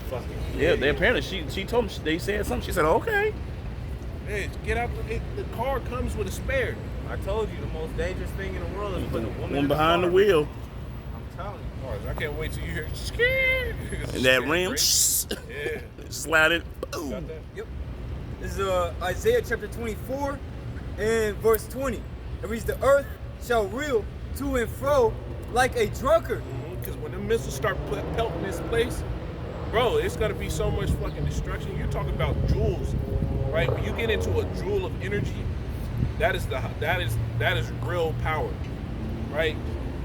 Right now we deal as everyday people, we deal with watts, right? A joule of energy is like a watt on fucking 10,000, bro. Oof. You're talking about these missiles producing that much energy just hitting the earth, boom, boom. Man, people are gonna fucking raise up off the ground at the first one, right? From miles away, out of nowhere, your feet's just gonna leave the ground. You like, ooh, what was that? Hey, and when it blows you back, you might just die from smacking up against a wall or something. Internal bleeding, internal damage, just hitting the wall, boom. Hey, like when the Hiroshima Nagasaki thing happened, the dude said it blew him back so hard, he went like 5 feet against the wall or some shit like that, man. He said he hit the wall so hard he knocked out and he woke up. He said all he saw was destruction. I remember I saw one where this lady said she had went out of town to go get some rice from a friend. When she came back, the whole fucking place was level. So she's walking through the fucking the Hiroshima with a bag of rice trying to go back home. And nobody know. Everybody going. Wow. Bro, you talk about mercy from the Lord, bro. The Lord sent you out to go get some rice. You wasn't there for that, bro. Go ahead, Alex.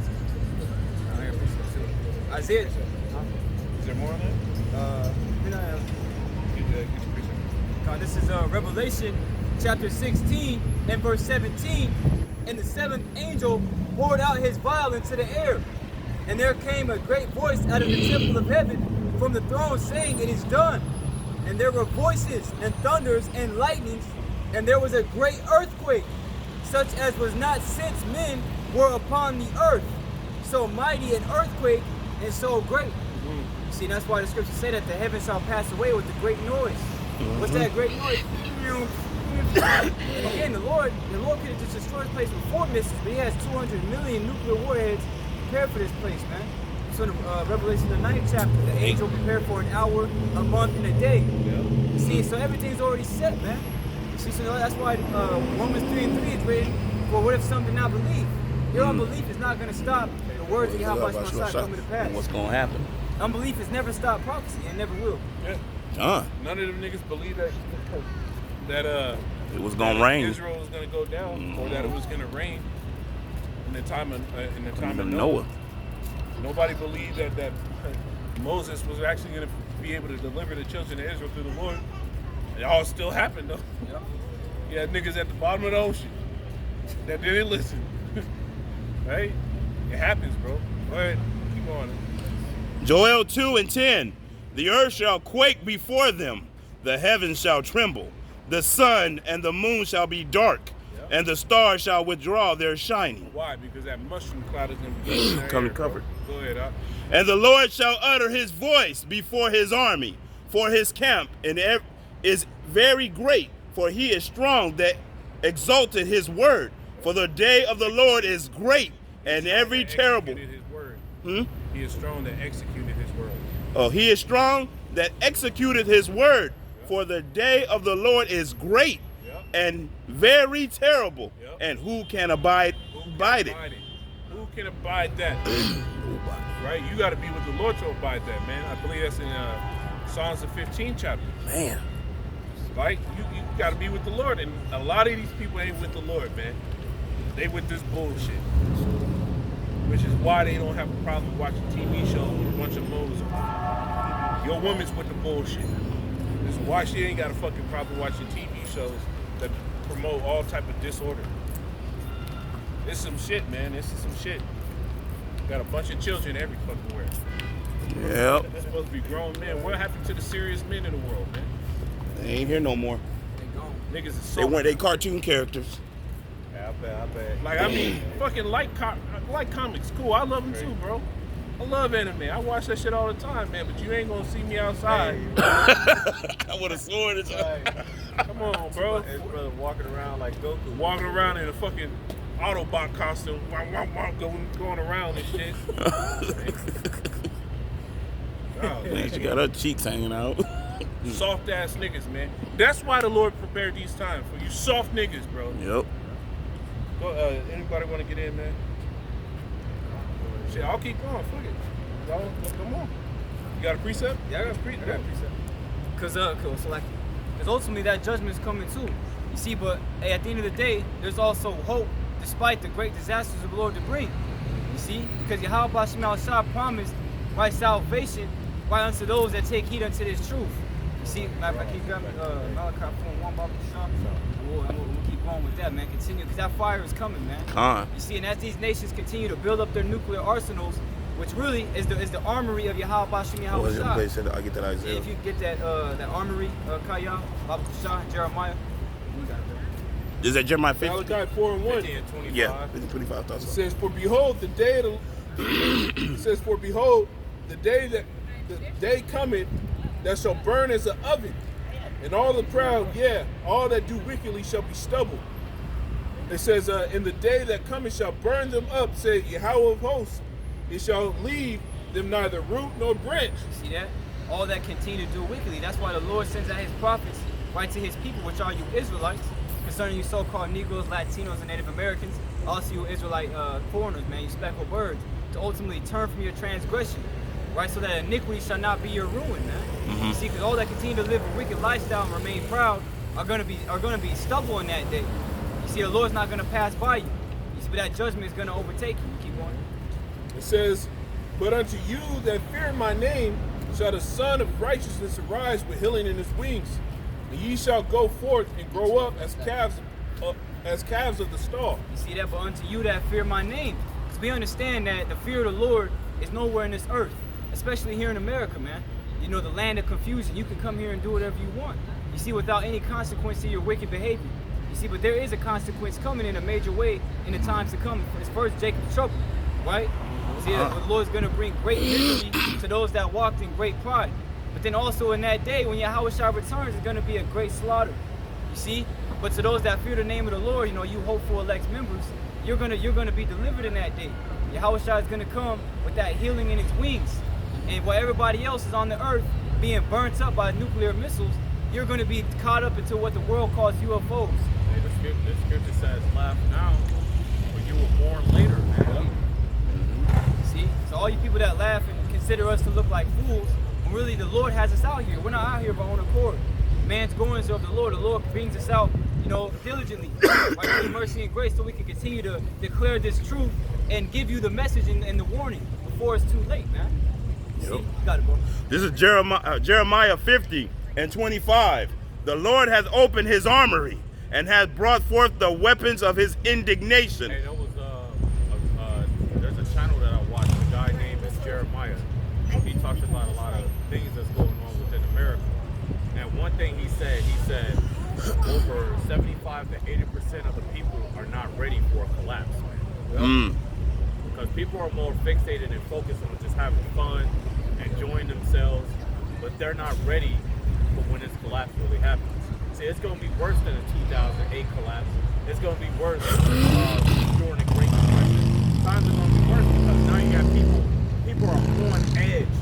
People are on edge, man. People, you cut somebody off in the damn road, they quick to want to shoot you, man. So just imagine when these people can't feed their kids, man. Just imagine when there's a famine. Just imagine when the water's cut off. Just imagine when you're stuck in a city Man, just imagine when you can't do nothing to provide for your family, man. You will see how fast people begin to start turning into savages, man. Your next door neighbor is gonna be your enemy. The same person you come out and say "I" to will be your enemy, man. I'm say a men shall fight, friends shall fight each other like One of enemies. his enemies, yeah. Second Ezra's. This is Matthew 24:38. Whereas in the days that were before the flood, they were eating and drinking, marrying and giving in marriage, until the day that Noah entered into the ark, and knew not until the flood came and took them all away. So shall also the coming of the Son of Man be. Right? And people will listen to this scripture and act like, oh, well, you won't know when the Lord's coming either. Well, the Lord said what? He's going to give us signs. Right? When you go to Matthew 24:6, it said there's going to be wars and rumors of wars, pestilences, uproars of the people. All these things are all prophesied to happen to let you know, hey, the Lord is about to come back and do something. Yeah. But nobody looks at these things. So what now? The people that don't look at these things, the day's going to come on them like a thief. Right? It's going to be just like in the time of Noah. Everybody's partying and BSing. And then that first raindrop started to fall. And somebody went like that. Yep. And looked up, and out of nowhere, the thunderstorm started happening.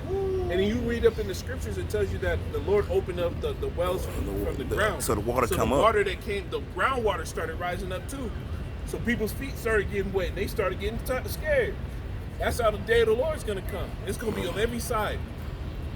Go ahead. Nowhere to run to hide. Escaping it. See, everything, like we were talking about earlier, man.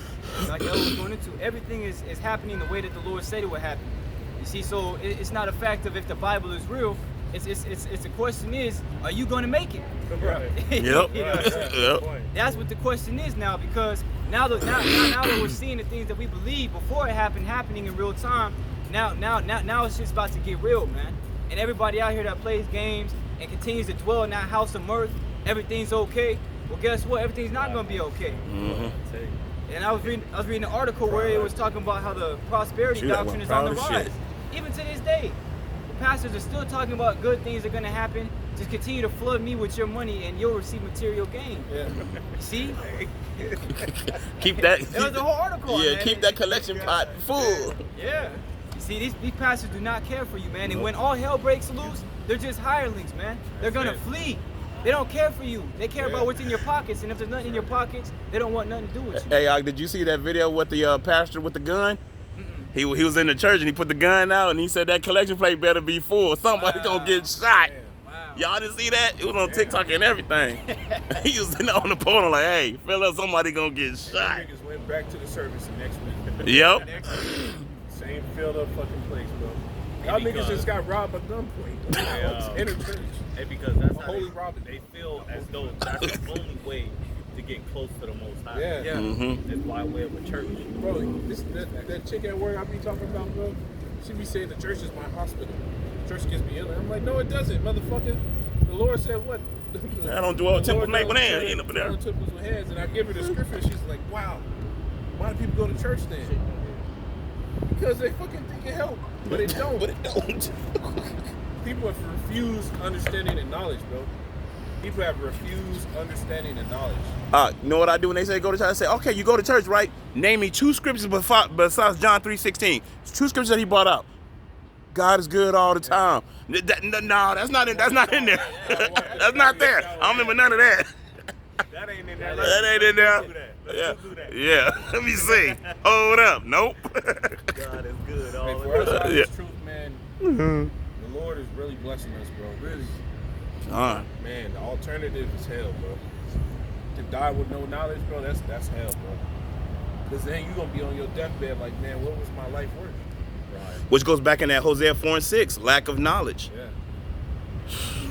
It's not worth it, man. You shouldn't want to die with these people, man. No. To be given the same judgment as somebody who does witchcraft or somebody that constantly just, because you have people out there, like I remember there was a couple videos a few months back where there was this Christian dude out there trying to preach the gospel of Jesus Cristo, and there was people who actually took the Bible out of his hand, ripped out the pages and ate them.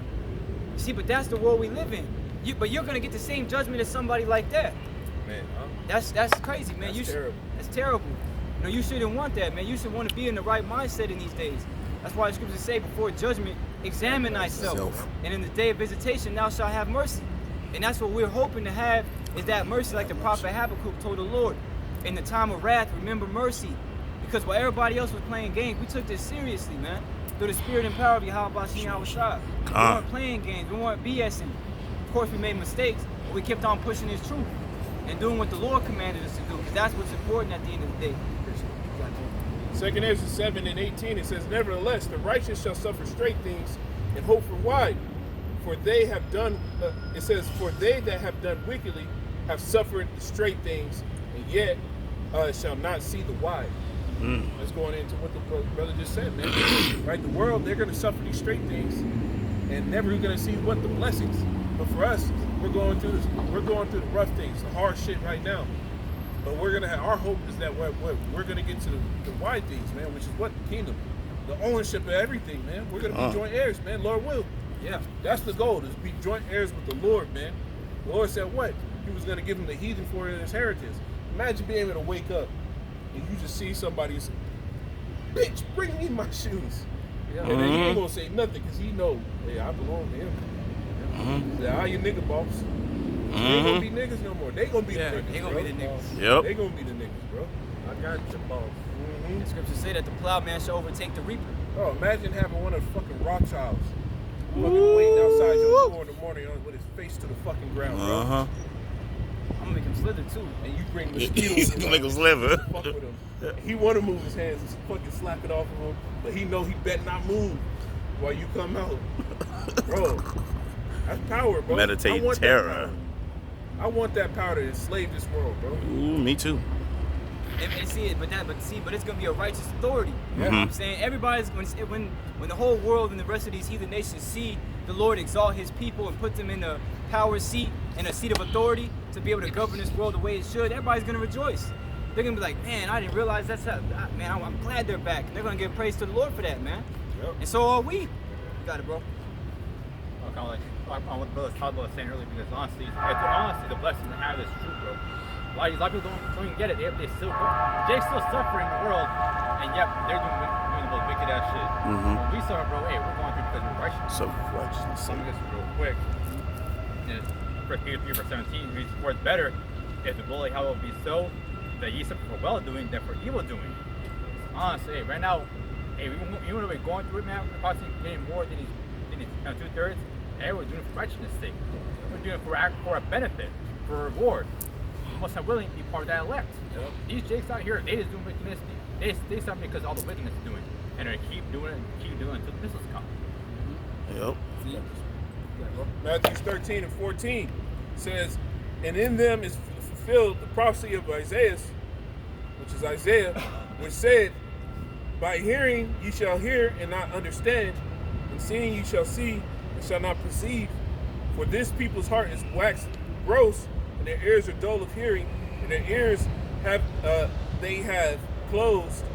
At least at any time they should see with their eyes and hear with their ears, and should understand with their heart, and should be healed, and should be converted, and I should heal them. But blessed are your eyes, for they see, and your ears, for they hear. Right? That's a blessing, man. For the fact that we understand this word, man, oh, it's a blessing, your eyes and your ears. Because you can see that the Lord didn't give it to everybody, man. There's men that come in and fucking went out. For us to still be here, man, it's by the grace of the Lord, man. And the water y'all shine. We get to see men, bro. For brothers in this truth, we get to see men fucking be perfected. It's something about seeing something come to fucking its full image, bro. That's beautiful. It's like kids. Like kids, you see a kid, he starts off a little young, hard-headed, starts falling everywhere, and then out of nowhere, motherfuckers start building muscle out of nowhere, start talking eloquently. You start being like, damn, I'm kind of proud of this little motherfucker. Right? Yeah. We get to see something like that in the spirit, bro. Yeah. That's a blessing to be able to see that type of thing, man. And it's more of a blessing too to be a part of it. Yeah. To not only see these men whom you have no idea you would have ever met in your life. But now you're with these men and you're building together, man. And you're working towards this goal of being delivered in the time to come. With all these prophecies taking place, it just lets us know that salvation is real too, man. Yahweh coming back, he's coming back for somebody on this earth. As it says that he would redeem the righteous from the earth, roughly paraphrasing. that means there's men and even women, even children, families of believers that are on the earth right now that are destined to be saved, who are not going to taste of death. But before we can get to that salvation, before we can get to the good promises the Lord left, we gotta go through the straight gate, man. See, and it's about to get a lot harder because they're talking about censoring the truth, right? So we know the famine of the word's coming, which that's gonna further lead to more prophecy being fulfilled, man. Persecution. You see, a lot of people aren't worried about that. Jake really ain't worried about it. All Jake wanna do is get high and play 2K all day, man. You know? And the scripture says in Isaiah, he said, "For I will make thy tongue to cleave to thy roof, to thy mouth." So eventually, like the brother said, man, we won't be out here, man. It's gonna be endgame when they start censoring YouTube and videos, and then they passing laws. Like how do you create a constitutional right to have freedom of speech, but you put limiters on what you can and cannot say? What's the point of the freedom of speech, right? So it was never goes, free. like brothers going into it, it goes to show you that they could put other laws in place to stop another law. Yeah. I believe it was the European Union too in this article, and it was saying 19 different major big tech companies that have major platforms like Instagram, TikTok, YouTube, Rumble, all these different apps. They said that they're going to ultimately have these policies, which they already have in certain areas, you know, over there in like the Netherlands and whatnot, to where if you post anything that they see that goes against the government narrative, if you're talking about anything concerning the truth, especially about the Bible, it's going to be shut down. And it's going to turn out to be like China. Yeah. And if the companies that own the platforms don't, you know, pretty much uphold those laws on their users, they can be hit with fines or locked up. Yeah. And they're not going to do that, man, because they don't really give a damn about you anyways. You see, so they're going to follow and uphold those guidelines that Esau has set. So here pretty soon we're not going to be able to teach the word no more. Hey, the brother said a perfect example, because look at China. They send, for like TikTok, they'll send y'all people all these goofy ass videos, but the videos that they have on TikTok out there, man, is all educational videos. So it goes to show you that the users or the owners of these platforms, like the brother said, don't give a damn about you people, man. And they don't give a damn about what's up here. This is why now, like when you go to school, before you had to pass an Ames test, so they needed to know they needed to know where you was at the end of school, close to the end of school. Now, like in Arizona, you don't even have to pass the Ames test. Now all you need is 21 credits, and you high school diploma walking out of there, man. Ezekiel 3:26 says, "And I will make thy tongue cleave to the roof of thy mouth, that thou shalt be dumb, and shalt not be to them a reprover, for they are a rebellious house." And that's why Amos the 5th chapter says, the prudent shall keep silence in that time, for it's an evil time, man. We're not gonna be able to come out here when all hell breaks loose, people throwing bottles and Molotovs and shooting each other, people, you know, getting kidnapped. We ain't gonna be able to be out here, man. Nope. That's why the Lord sends his prophets before he brings the judgment, so that when the judgment comes, you'll know what to do. And you'll have that stability through the wisdom and knowledge that you acquire from taking heed and learning. But see, people don't want to learn, but that's why they're gonna burn, man. That's right. See? That's a rhyme right there. Dr. Seuss. Dr. Seuss over here. Yeah. So 2 Ezra 5:8 it says, there shall be a confusion also, and in many places to speak on, brother. It says, and the fire shall be oft sent out again, and wild beasts shall change their places, and minstrous women shall bring forth monsters. Oh. And salt water shall be found and sweet, and all friends shall destroy one another. Then shall wit hide itself, and understanding withdraw itself into her secret See that? chamber. See, wit's gonna withdraw itself, man, and understanding's gonna be in a secret chamber, because the only ones who are gonna have the real, mental strength to be able to endure these times is the elect. The ones who, the brothers, and again, the believers who were in this truth and were taking heed to it. Because the Lord's building us up, right? That's what these lessons are for. They're literally epistles. But we call them videos, we upload them, but they're really epistles. And in the ancient times, we would be writing these letters to different Israelite churches that would believe, and they would read them, they would be built up in their faith, and they would continue to serve the Lord. You see? But in this time, everybody's going to be looking for that wisdom, knowledge, and understanding of the scripture, but they're not going to have it, man. You see, because when you go into, matter of fact, Kaya, can you grab me Proverbs 3rd chapter, where it says wisdom is more precious than rubies? You see, you have a lot of women that say, oh, I want a high-value man.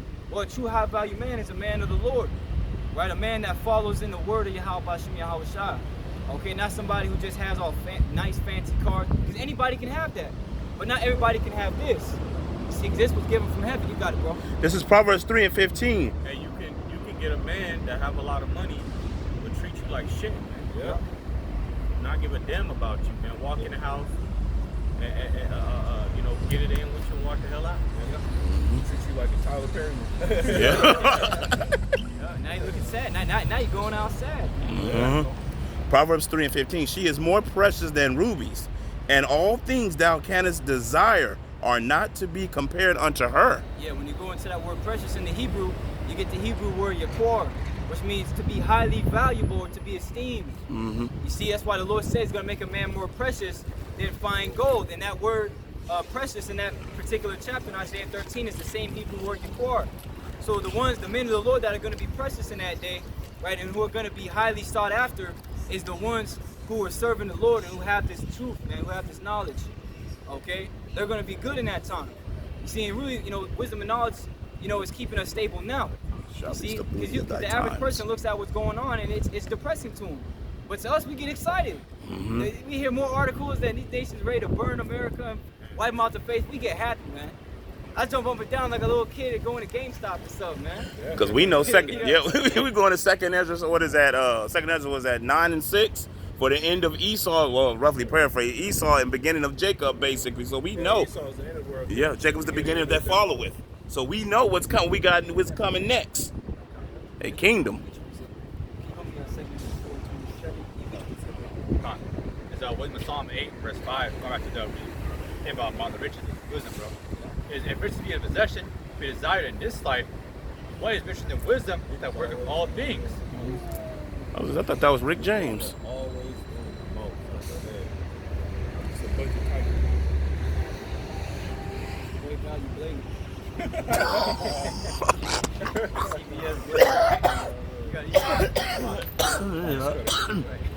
Psalm 8, verse 5. If riches be a possession, be desired in this life, what is riches and wisdom that worketh all things? And honestly, having this wisdom and understanding, it'll lead you to have a longer, better life. Because honestly, yeah, you have money, this and that, right? Say it's like this material wealth. You don't know how to use it, you don't know how to use it wisely. You like see a lot of those people that win the lottery, and they lose it the first year they got it. Yeah, they got all that money, yeah, now they're homeless, and then they got shit. All their family left them. Now the IRS is on their ass because they owe taxes on that. So honestly, having this wisdom is much more better than anything. It's just like, all right, you know, maybe probably I shouldn't go out there fucking spending all my money, this, that, and other. Maybe I should stay still. Maybe I shouldn't be talking to all these bitches because it actually be affecting me. Yeah, having this wisdom and understanding will lead basically make you have smart choices. And like, hey, make your life made much more clear, much more understanding. You know what? Probably stay away from dumbass shit. I could get him a shot like that one dude from the Amigos. Yeah, he had the money. And yeah, if you end up saying that shot, you hang on the wrong people. Yep. You have wisdom, you won't hang around with people. You won't even be around those people. Yep. It's like, why are you playing dice with niggas anyway? You know the consequences behind playing dice with niggas. Niggas get emotional that they losing. What happens? They shoot your ass for the money you took from them. Yep. So why play dice with a nigga to begin with? All that gambling shit you need to throw out the window. Hey, look, this is why you just don't hang out with niggas. Stay the fuck clear from niggas. Yep. That's it. Scriptures say, be that. Turn your back while you pick up your money. Sitting there picking up the money like that, looking at everybody. You know somebody's about to steal them. Know somebody about to That's why our Lord said, be thou continually with a godly man. Yep. Who thou knowest will keep the commandments and whose mind is according to thy mind. You know, who will be with you when you miscarry. See, that's the men that we're supposed to be around, man. You know, hey, what communion does light have with darkness? What fellowship does the wolf have with the lamb? You got some more? Hey, like my brother, man, like I ain't even want to be around the middle brother, the one older than me. I ain't even want to be around him, man, because the way he talked, I was like, I I can't be amongst this shit. I wouldn't even dwell among them, man, because you know the shit that these people talk about, man, it ain't scriptures, it ain't righteousness, it ain't talking about getting the hell out of this place. They talking about committing adultery and having threesomes and shit. Like this nigga was telling me one time that him and this dude was popping this woman at the same damn time, man. I'm like, what nigga? I don't want to hear that shit. You got a whole nother naked nigga in the room, and you say, yeah, I can still get it up. Cause what does that do for you? Well, why would you even want that, Bro, Like y'all niggas. You gotta be. Y'all niggas, nasty ass niggas, man. And Tasba just said that shit. That shit. Man, like you still get it up with another nigga in the room with you niggas. Like y'all niggas gay. Yeah, it's Gay ass niggas. niggas can't be no part of I'll tell this. you right now, I ain't got no blood flow. Nigga, you got to leave. Yeah. You gotta go. You gotta go. You can't share shit. I don't share my food either. I don't share no fish. I don't share my drawers. Nope. This ain't no baby I show. want to share my fries. Making my shit terrible with you. Yeah. I don't even putting on my shirt, nigga. Oh, don't even touch my toothbrush. Right. Don't even wear my socks. Yeah, no. Fine. One. Going back to that game, all these people. So, this is Proverbs 13, verse 20. He that walketh wise man should be wise, but a companion of fools shall be destroyed. That's what you have. You hang with these 2/3. Hey, you're fucking. Hey, that's your future. They say you want to know your future. People hang around with, man. Hang around with 2/3. People that ain't doing right. People that's constantly going out wickedness, and that's what you're going to be. Yeah, that's what has effect on you. Regardless, that you Gotta get some more tape. Hey, you hang around with people, hang around with demons. Why don't put yourself here around demons? My uncle used to tell me growing up, if you hang around 3 broke niggas, you're gonna become a 4th one. That's a good one. I didn't really understand at the time because I A lot of was. them niggas are doing nothing to make any type of money. So if you hang around wicked people, you're gonna be wicked because them spirits that are on them are gonna jump on you. That's why it's best to just keep a distance, man. Even with certain family members, you know, they obviously, you know, you gotta tend to them if they need help them. But try not to be around them too much, man. You know, you hold something, bro. Yeah, I'm doing it right now. You hang around 3 broke niggas. You Gonna be the 4th. You gonna be broke too. No. So to prevent that, hey, just there's certain people you gotta ultimately, like scripture say, if thy eye offend thee, then cast it out. Mhm. If there's certain things on this path that's affecting you spiritually, even mentally, physically, you gotta either put it in a balance or get rid of it completely, man. You gotta go. So Rock 13:1, it says, he that toucheth pitch shall be defiled therewith, and he that have fellowship with a proud man shall be like unto him. Wow. So that's what you just said. Hang around with 3 broke niggas, you're gonna be the 4th. Why was they fucking broke? See? They have fucking lackadaisical ass spirits. Yeah. That lazy ass. And the Lord said it first. See? Hey, even being around your woman, man. Your woman, that spirit falls. Like, if your woman lazy as hell, you gonna be lazy as hell, man. At some point it's gonna hit you. Yeah, that lazy ass spirit on her is gonna linger on you. Then you will notice you ain't gonna want to start working the way you used to work. You ain't gonna want to start doing a lot of shit you used to do. Because if she lazy, you gonna be lazy. I felt victim of that shit. I used to always be in the gym or doing something athletic. I want my woman, this bitch wasn't too comfortable. Made the house too comfortable. It's like, man, god damn. I mean, you do live in a palace. You live in a kingdom out your house. You got a palace over there. I can understand that. I can understand. I understand. I think we all understand. Yeah, we understand. That's what happens with the bridge. Yeah, we peasants. I'm barely holding on. I barely got a doorknob. Poor and the needy, and I need. I don't really think that afflicted. Yeah. That's right. Yeah. Not afflicted. Yeah. I'm gonna go out the couch when I get That ain't gonna do much. Somebody gonna drag it right back in. What you said? I said crisscross applesauce on the concrete. That's why I'm gonna make myself poor now.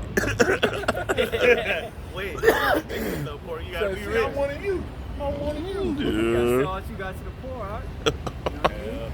But see, man, we having fun, man. Hey, we love to do this, man. Yeah. You know what I'm saying? We come out here, we get happy because we know that we're doing the right thing. Con. You know, when we go home, like if I miss a day doing the lesson, I can't even sleep right, man. 'Cause I'm afraid I might wake up blind like Apostle Paul, man. The Lord blinded him for 3 days. See? But at the end of the day, again, that's that fear. That's how we should all be.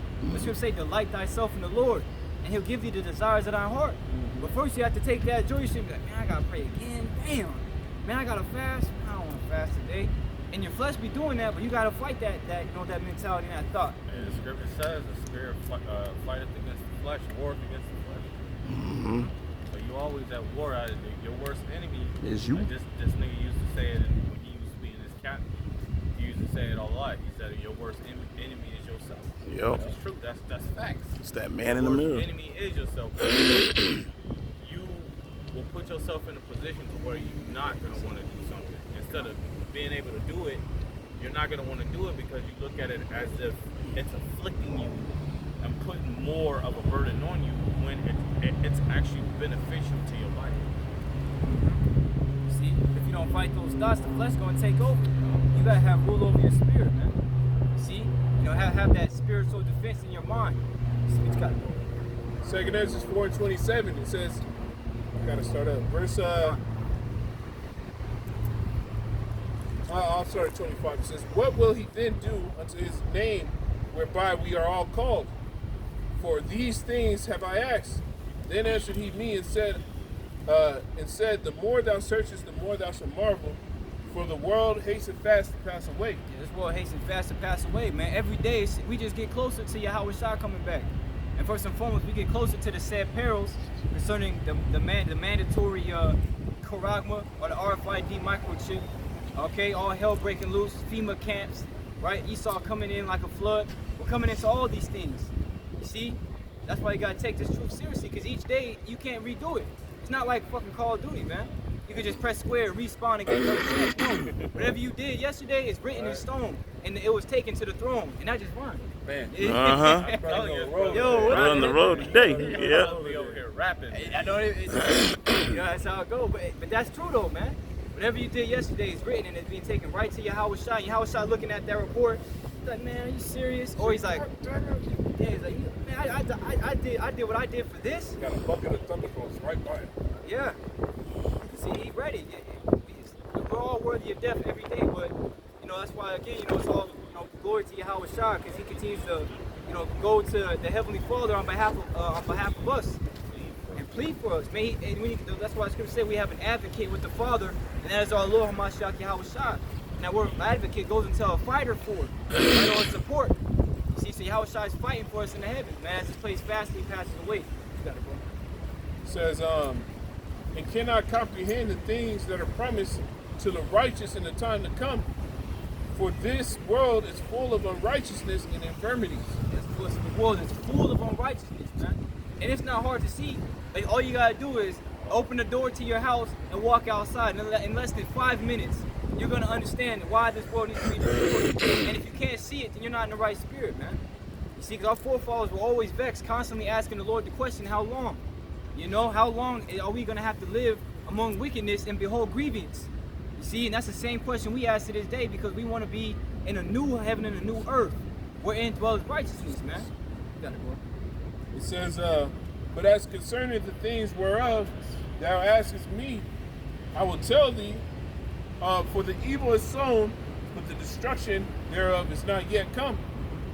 If therefore that which is sown be not turned upside down, and if the place where the evil is sown pass not away, it says, then can it not come that is sown with good. See that? If the place where the evil is sown doesn't pass away, then how is the place where the good is sown going to ultimately come into reality? Well, it's not. In this place, America, it has to be destroyed before the kingdom of heaven could be established on the earth. That's right. And really, it's starting right now with this knowledge. You see? But physically, when Yahweh Shah comes back, that's going to be the start to you heathen building up our kingdom, or building up the Lord's kingdom. Right? Which, Lord willing, where the elect will be joint heirs, as the brother said. You see? That's why we pray for fewer days, which is what the angel Uriel told the prophet Ezra. He said, pray for fewer days that they may be shortened unto you. The kingdom's already prepared. Watch. Everything is ready, man. Yahweh Shah went and made all things ready to be given into your hands. Yeah, everything is ready, man. We just wait for the prophecies to pop up. Scripture says what?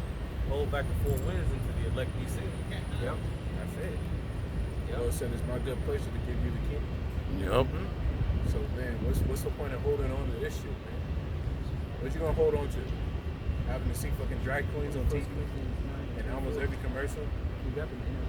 Fighting with your woman over shit that's trivial. Women walking half naked. Yeah. And this is the type of shit you have to deal with. Like, if you were single and you wanted a woman, this is the type of shit you have to deal with. Yeah. All these women are similar to each other, man. Bro, you'd have to be so fucking to even fucking put a woman in order now, right? Like brothers ain't got women. For you to fucking put a woman in order, bro, you gotta fucking swallow up her spirit to the point where she can bow down to you. But that shit, you gotta be so damn smooth to be able to do that. I'm not trying to be so that smooth, bro. What happened to just being you? You can't be you and get a bitch no more. You gotta be some new nigga. You gotta transform, man. Bro.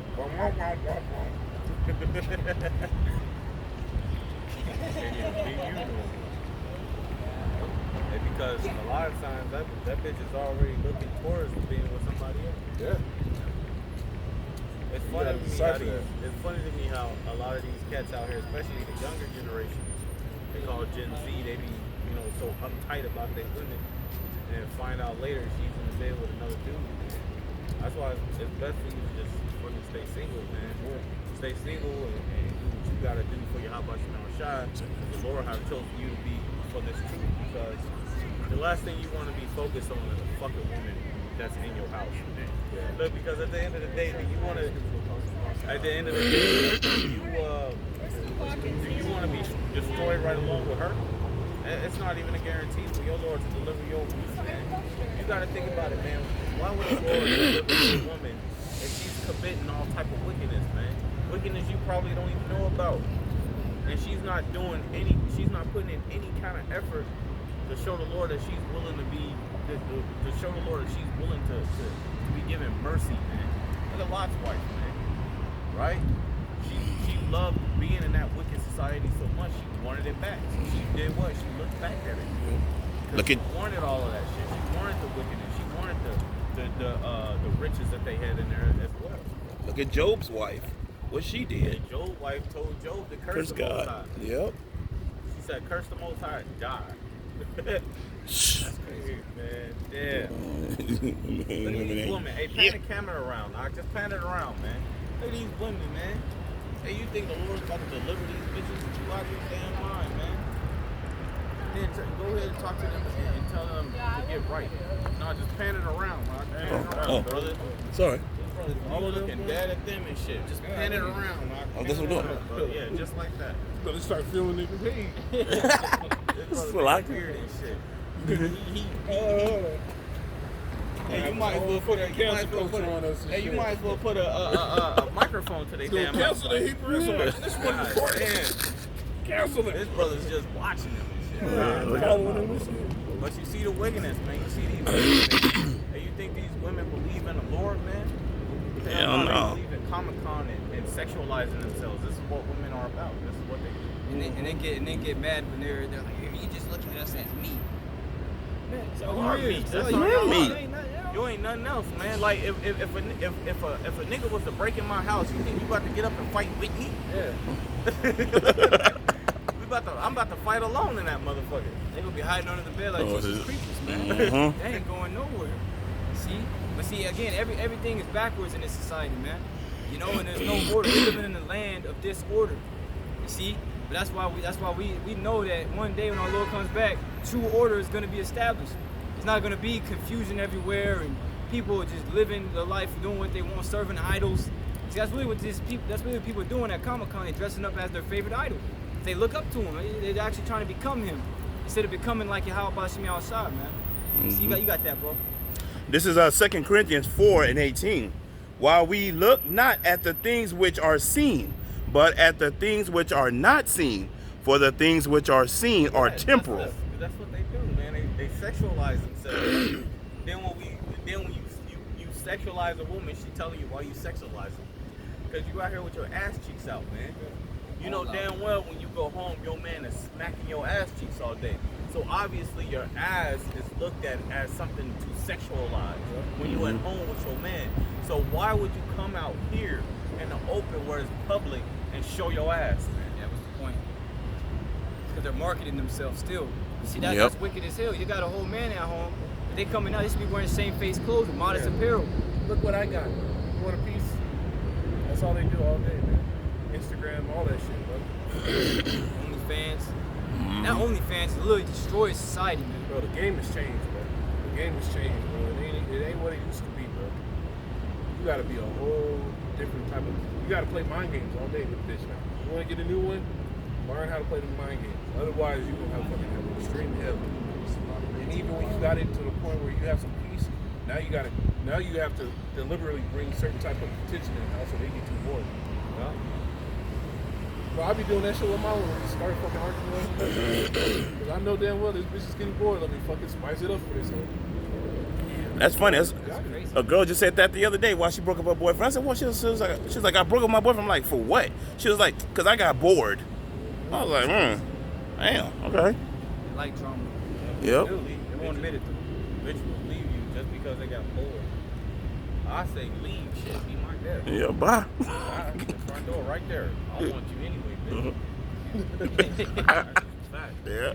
You want to leave, front door right there. There's plenty of fish I can go buy. Hey, look, man, there's plenty of fish out there for brothers to be fucking. Look, are you fucking bitch and that's it, man. You ain't got to start relationships and shit. Like, I don't know. That's one thing about men, bro. It's like the minute they get a woman, they think they just got to be in a relationship with her and shit. Like, it ain't, look, you ain't the only one that had that thing, man. And once you understand that, you ain't the only one that had that thing, man. So what makes you think this bitch is gonna have a righteous spirit for you? She's not gonna have a righteous spirit for you. She got a bunch of demons on her because she dealt with a bunch of men before you. Bro, I saw a video. Listen, she had she slept 2,000 men. Good Lord. I said, goddamn, bitch. That's that Edomite bitch, isn't it? No, a nigga one most time, bro. 2,000 niggas. She said she a stripper. She's been with 2,000 niggas, bro. And she said she doesn't really see it as sex anymore. It's more just like something extra on top of What? Wow. That's insane. That's why the scripture says she that liveth in pleasures is dead already. Yeah. They're dead while she liveth. You see? As a matter of fact, you get that, bro? Sirach 19, verse 5, and it reads, whoso taketh pleasure in wickedness shall be condemned, but he that resisteth the pleasures found in his life. See that? Whoso taketh pleasure in wickedness shall be condemned, man. So if you think it's a joy to ultimately indulge in things that go against the scriptures, then hey, guess what? You're condemned while you live, man. You're literally a zombie because you're walking but you're dead. You see? So you're spiritually dead, and that physical death will come soon too. It'll fall right after. You see? You got me 2 Thessalonians 2, and you can start at verse 10. All right. Bible shop.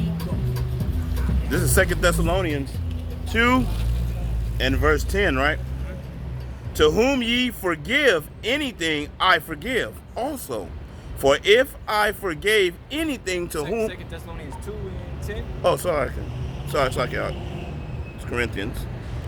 2 Thessalonians 2 and 10. God. Oh. Corinthians 7 and 8. 7 and 7. For I would that all men were even as I myself, but every man had his proper gift of the Most High, one after this manner, another after that manner. I say therefore to the unmarried and widows, it is good for them if they abide even as I. Right, going into not even being with a woman, not even being in a relationship. Right? For women, I mean that's just fucking really necessary because y'all don't have the aptitude to stay in righteousness by yourself like that.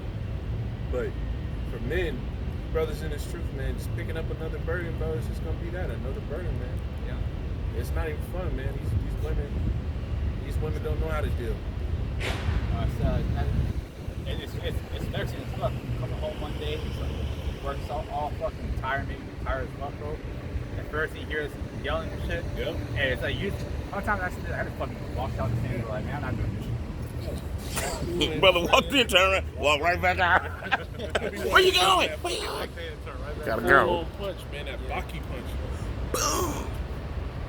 I was like, well, yeah, I'm like, I'm not doing Yujiro did his fucking mom and shit.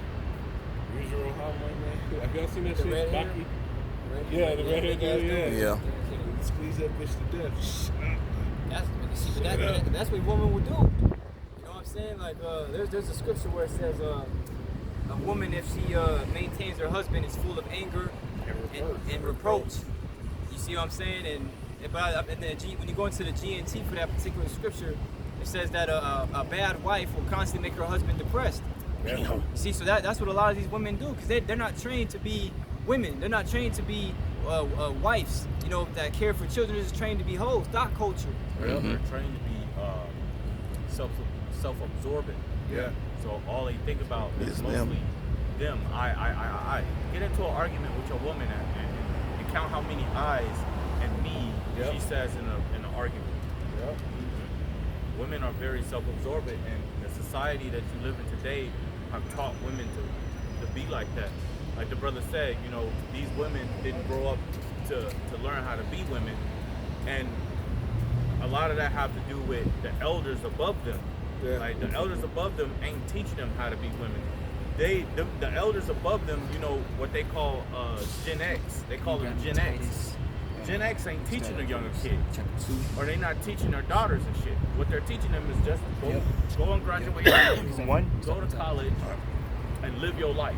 That's what they're teaching them. They're not teaching them how to be women, how to keep their men happy, you know, how to be respectful. What they're teaching them is that, look, if he makes you unhappy, leave, go find somebody that's willing to make you happy. Yeah. Right. Like, this is what they're teaching. So the what they call Gen X have destroyed the generation after them. And Gen X, the millenniums, which will be like our age, have further destroyed the ones after them. Yep. You got it, bro. All right, this is Titus chapter 2 and verse 1. But speak thou the things which become sound doctrine, that the aged men be sober, grave, temperate, sound in faith, in charity, in patience. The aged women likewise, that they be in behavior as becometh holiness, not false accusers, not given to too much wine, teachers of good things, that they may teach the young women to be sober, to love their husbands. They're not teaching them that. If you talk to an elder woman today and ask her what she have taught her child, she'll I taught her what she should be doing. But you don't know what the fuck she should be doing, because you didn't know what you really should be doing. That's why, you know, this is why you have what you have out here, this madness out here, because they're not being taught right. They're being taught to enjoy themselves, to have fun. Just make sure you make a lot of money in order for you to do that.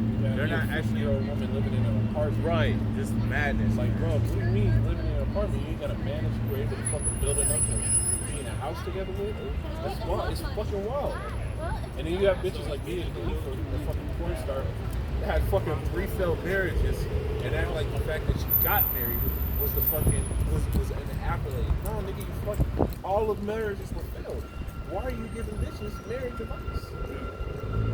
What the fuck? And bitches will be sitting there taking it humbly. Like, you have all these failed marriages, and these dumbass bitches are sitting there taking her advice. So it's crazy.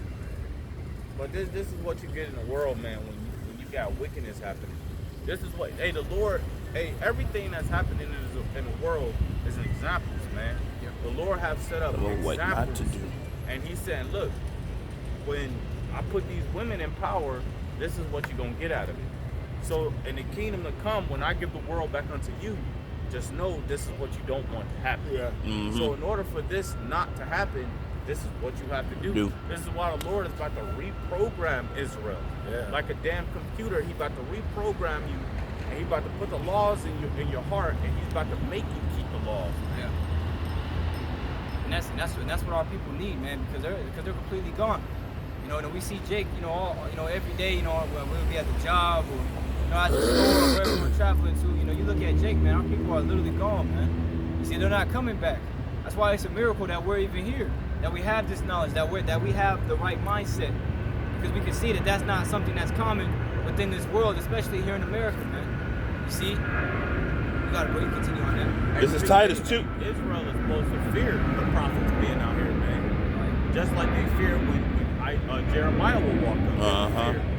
Hey, what did the scripture say? The scripture says they will say what to the prophet? Are you here with the sword, or do how did it go, man? You brothers know what I'm talking about.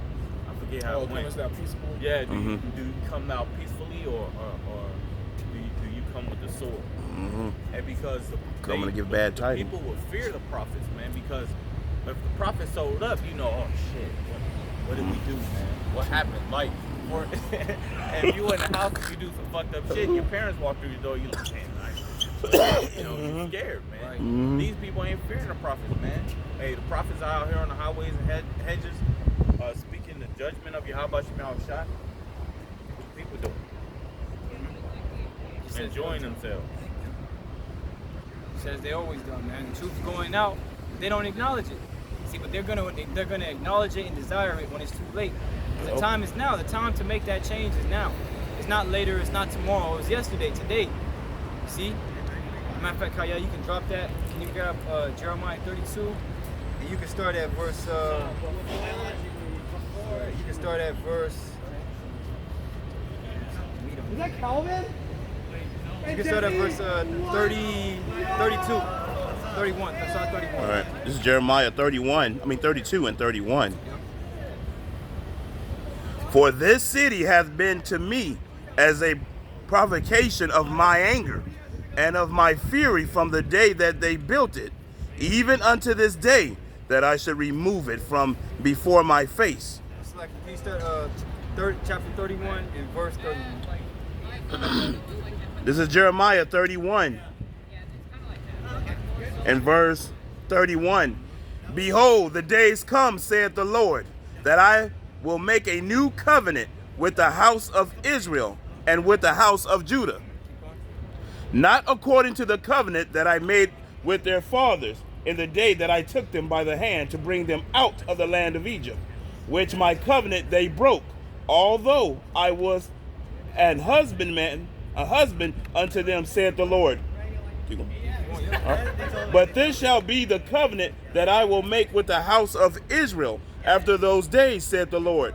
I will put my laws in their inward parts, and write it in their hearts, and will be their God, and they shall be my people. Yep. See, so the word is going to be written Same within in us. Hebrews 8. Because 2/3 are prophesied to be destroyed out of the house of Israel for disobedience, right, for rebelliousness and continuing to buck up against his truth and go on their own way, which is something that our people have always done. You see, the Lord sends his men, they don't listen. It's the same reoccurring story. But then this time, it was written for a remnant to return and 2/3 will be destroyed. But ultimately, reincarnation is still going to exist, because in the kingdom of heaven, 2/3 that perished, their spirits are going to be coming back into the seed of the offspring of the elect men in the kingdom. And they're going to... That's why the scripture says all Israel shall be saved. Isaiah. The elect shall come, the Israelites that have died on this side. On this side, they're going to come, like the brother said, through the loins of the elect. So the Lord is preparing the kingdom for Israel, man. That's why he said, what? For you are my chosen, you are my elect. Right? Going back into Isaiah 44:1, man. And even... So you got to understand that, like the brother said, and that's something that you hear from Christians, is that reincarnation doesn't exist. But reincarnation is in the Bible, man. Reincarnation is in the book of Revelation, the first chapter. Third, fourth generation. The book of Ecclesiastes 3 and 20, 12 and 3. It's in there, man. The Lord, when they asked, the Lord was John, Elijah. When the people asked John, was he Elijah? He said no. But when they asked Yahweh Shah said yes. So that means reincarnation is in the Bible. So when you people thinking that, that YOLO type spirit shit, you out of your fucking minds, man. To thinking that you only live once. No, these bodies are only one thing. The scripture says, for your spirit is old, man. Your spirit is old because your spirit gets put in another body. And now you got to face judgment of that body too, man. What is it? You come back every third or fourth generation? The disciples, they had to understand that the kingdom was being given to Israel, You know, as they asked our Lord Yahweh Shai, is now the time for you to restore the kingdom to Israel? So they knew from reading, you know, the prophets that this was the man that was to come, and that through him, you know, this is how the kingdom was going to be established. You see, but it wasn't time yet. You see, you gotta This is Ezekiel 44 and 14. It says, "And I will make them keepers of the charge of the house of your of the charge of the house for all the service thereof, for all that shall be done therein." The Lord said He's going to make us keepers of the charge of the house, man. He's going to put it in us, like the brother got out the new covenant, right? The Lord put the law, statutes, and commandments in our own parts. Well, that's Ezekiel 44 and 14. It's 144. The Lord said He's going to make us keepers of the charge of the Lord. Meaning what? He's going to make sure that we be on point. We're never going to go off again. Right? The best we try here, man, that's not going to be shit compared to what the Lord's about to make us. That's why when Yahweh Shai was here, He said they were not greater than John the Baptist. What chapter was that on? 44 and 14. Ezekiel 11 and 19. I'm gonna grab because it pretty much goes into the same thing. But I just wanted to make sure I wouldn't grab the same one. Because what we're waiting on now, man, is just to be perfected. Right? We're tired of being in darkness. We want the chains of light, man. Right? We want to be free from this bondage and be at the liberty of the Lord, man. Be fully righteous. Never go off 100% on point. To be 100% on point, walking around and knowing damn well you got it, no, that's got to be a feeling, man. That's got to be a fucking feeling. You don't gotta hope no more. Yeah. Nope. It is. It is. Yep. You are. Hey, this is Ezekiel 11 and 19. It says, "And I will give them one heart." It says, and I will give them one heart, and I will put a new spirit within you, and I will take the stony heart out of their flesh, and I will give them a heart of flesh, that they may walk in my statutes and keep my ordinances and do them, and they shall be my people, and I will be their power. We're giving that type of blessing, bro. That the Lord said, "What? Now I'm going to be able to call you my people." Right. Because right now the Lord hasn't been able to call us His people, man. Jacob's been going too often. Man, Jacob's been reduced to the status of a heathen by their actions, man. That's why the Lord, that's why in the book of Revelation, when he saw the mixed multitude, He said, "Who are these?" He said, "Thou knowest." He said, "These are they that put off the mourning coat and put on their mourning." Meaning what? We got back to the point where the Lord could recognize us, man. Where the Lord can deal with us. And that's what we're waiting on, man. Perfection. Right? Being imperfect is not a life, bro. A life is made up of what you've tried to perfect. Right? If you didn't try to perfect anything, your life is like nothing, man. Because you didn't fucking achieve any goal. You didn't shoot towards any goal. But our goal is what? To be perfected in the Lord. Yeah. And the only way we're going to get that is by what? Faith. Being the chosen, right? And doing what the chosen would do. Because soon after that, man, then what? The Lord comes down and He makes sure that we're on point. That's all we waiting on, man. It's not enough to be like these people, bro. At our best, man, we still fuck up in the way these people fuck up. We all fall short. Yeah. See it, never see it. But at the same time, we hate falling short. We hate when we go, when we make mistakes, especially when it concerns the Lord. And you know what I'm saying? Like, we want a new body. Because this body that we're in now is subject unto vanity. You see? So now we're going to be given promise new bodies that are going to be subject under perfection. You see, bodies that we can live in a more preferred house for our spirit to dwell in, man. You see? You got that, Kaya. Continue on that. Jeremiah 31 and let's see, 34. "And they shall teach no more every man his neighbor, and every man his brother, saying, Know the Lord. For they shall all know me, from the least of them unto the greatest of them, saith the Lord." You see, it's good. That's going to be the kingdom of heaven is going to be like a retirement for the prophets, man. Yeah.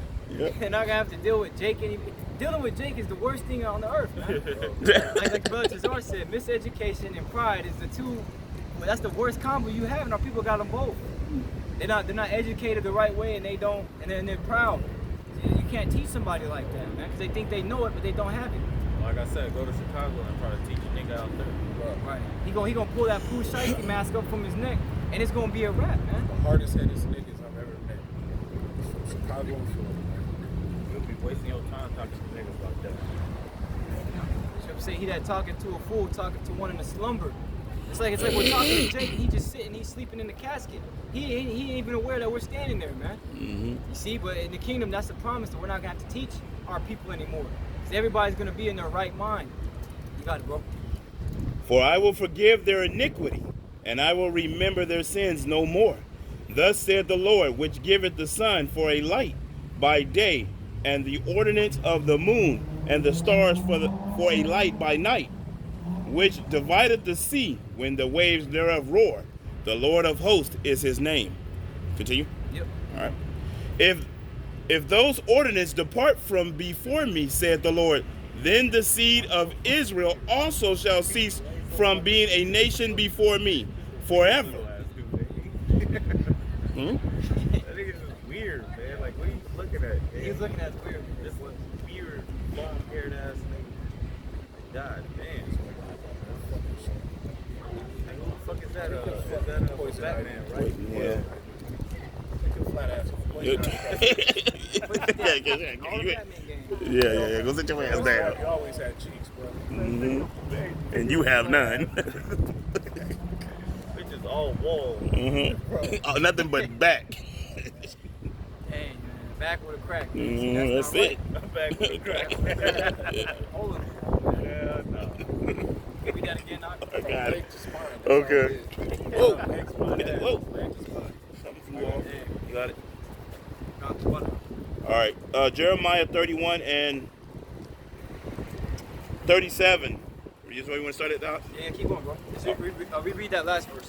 All right, Jeremiah 31 and 37. Thus said the Lord, if heaven above can be measured, and the fountain... Oh, actually, hold on. Oh, 36. Jeremiah 31:36. If those ordinances depart from before me, saith the Lord, then the seed of Israel also shall cease from being a nation before me forever. See, and that's not gonna happen, man. Nope. The moon is still gonna, appear in the sky, and so is the sun. That's why Esau wanted to have that whole, thing where he wanted to blow up the moon, man. See, Esau's whole objective is to ultimately get to a point where we're not the people of the Lord anymore. Right? So he tries these things, and the Lord has it to where these things are written, and Esau tries to do it, but it's not gonna happen, man. You're not gonna blow up the moon, right? You're not gonna be able to, count, the depths of the sea. See, the Lord knows he's not doing that, but Esau still tries to challenge it because he had that little glance of hope that if he can do those things, that he'll be the chosen, and Israel won't. See, but the Lord chose Israel to be his people, man. See, since the beginning of time, before time was, Israel was chosen to be his people, in whom he was going to be glorified on the earth, man. See, you got it, bro. Jeremiah 31:37. Thus said the Lord, if heaven above can be measured, and the foundation of the earth stretched out beneath, I will also cast off all the seed of Israel, for all that they have done, said the Lord. Behold, the days come, said the Lord, that the city shall be built to the Lord from the tower of Hanel. That was the point. Okay. See, so this is why the word gospel means good news, because this is great. This is the best news that we can have as a people, as a nation. You see, because we need deliverance, we need salvation in the current position and condition we're in. Concerning poverty. Brothers living in Section 8 homes, living in the hoods, man. You see, dealing with financial woes, back to back, dealing with bodily pains and ailments. You see, brothers is catching hell, especially right about now, man, because we're in that time of the Lord testing us more to see if our faith is genuine. You see, so that test is never gonna stop. But you should endure the test, right, and take it cheerfully, because we understand that we're not gonna have to bear this forever, man. We're not gonna have to suffer forever. It wasn't written for us to suffer forever. We were created to rule and to have power and dominion under our Lord and over the heathen. That's ultimately what our lot as Israelites is. You see? But it's just that we went off. As a matter of fact, Kaya, can you grab me Zechariah chapter 8? And you can start at verse 12. All right. This is Zechariah chapter 8 and verse 12. Matter of fact, start at verse 14. Zechariah 8. Verse 13, slack it. Okay, that's all right, huh? Zechariah 8 and 13. And it shall come to pass that as ye were a curse among the heathen, O house of Judah and house of Israel. So will I save you, and ye shall be a blessing. Fear not, but let your hands be strong. For thus said the Lord of hosts, as I thought to punish you when your fathers provoked me to wrath, said the Lord of hosts, and I repented not. So again have I thought in these days to do the will unto Jerusalem and to the house of Judah. Fear ye not. See that? So the Lord's saying, hey, just as I didn't repent for the things that I wanted to do, to your forefathers because they were wicked.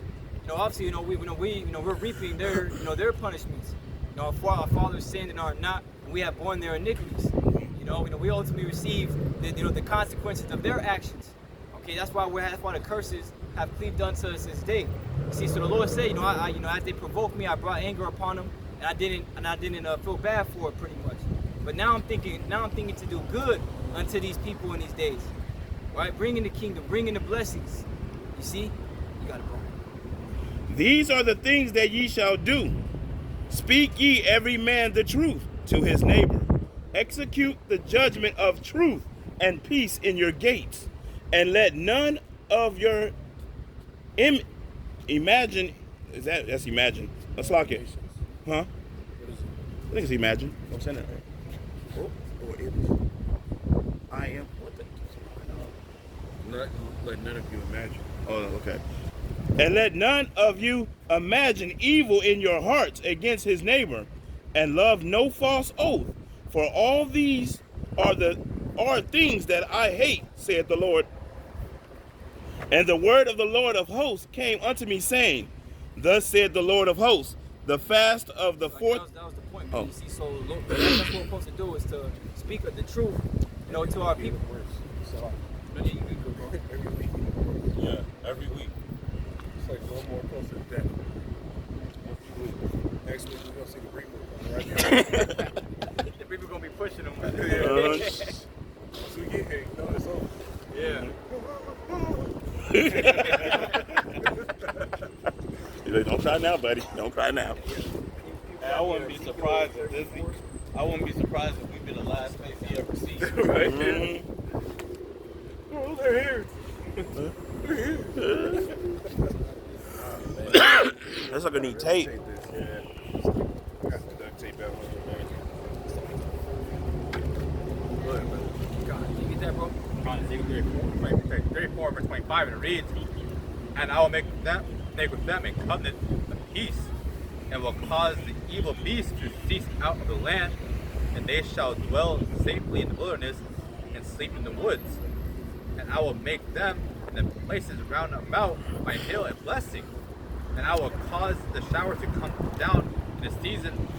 There shall be showers of blessing. See that? Lord's saying there's gonna be showers of blessing, man. You see that? Right now, we deal with things in this world, but again, these are things that we have to look forward to.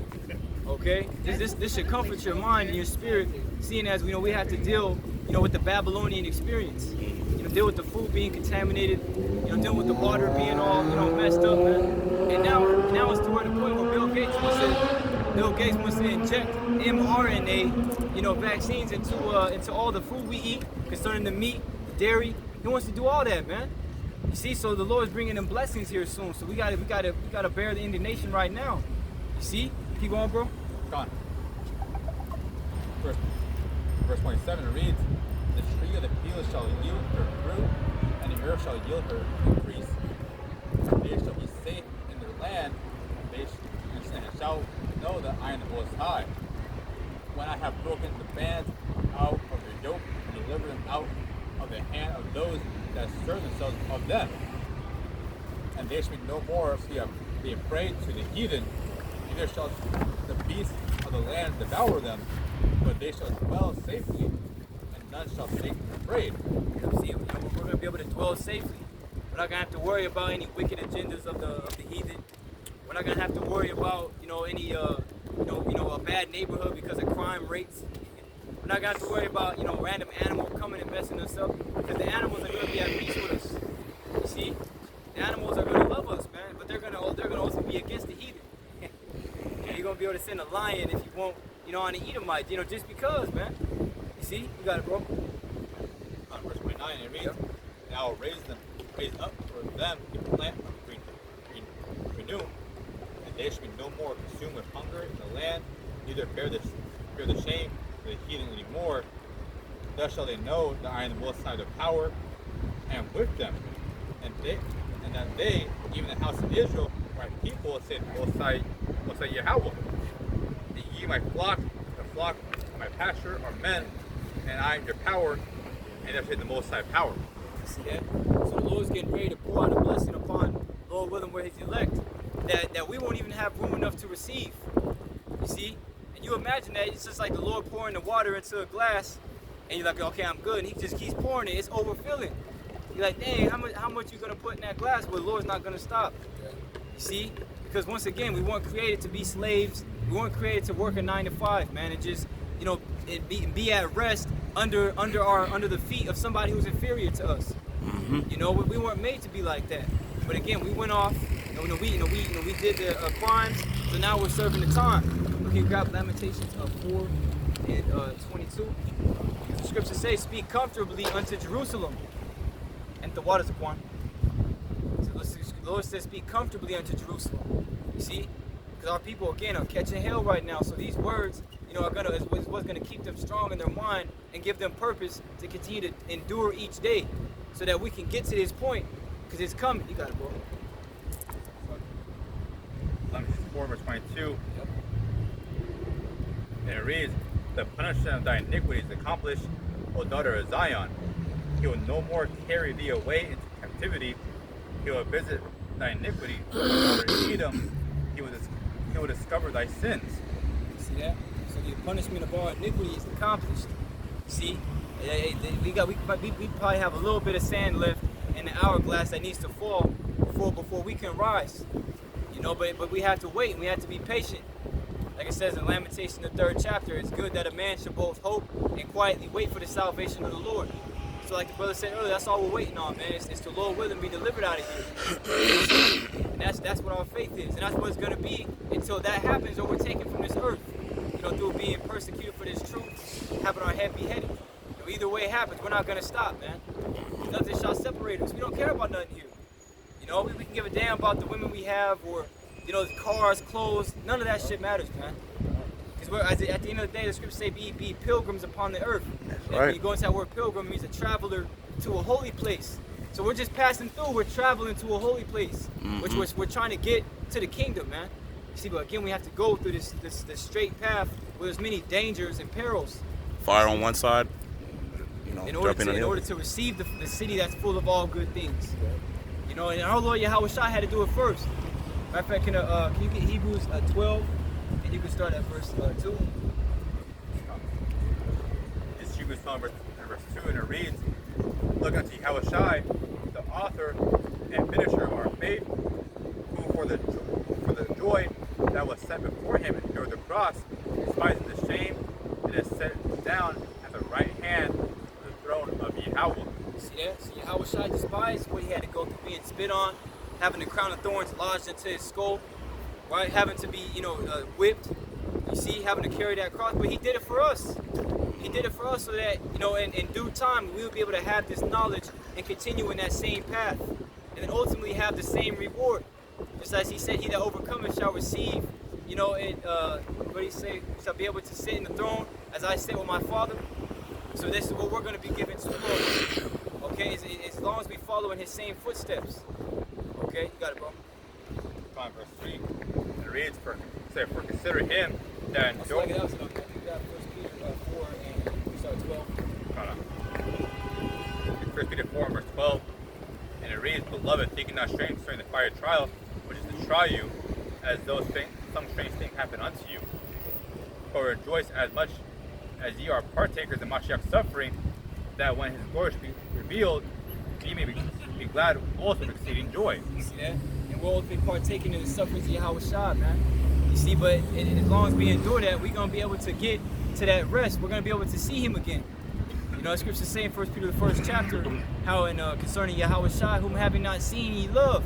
We done gave up everything, our own careers, our own goals that we might have had in the world, so that we can please him who we can't see. That's faith, man. But see, we can't boast because the Lord gave that to us. He looked at us and he said, you know what, I'm gonna give you this and this is what you're gonna do. From the womb.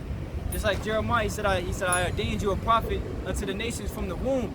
Before you were formed, I knew you. You see? That's why all the praise goes to Yahweh Shema Shah, because he had it to where our lot, Lord willing, to the very end was gonna be to ultimately live righteously.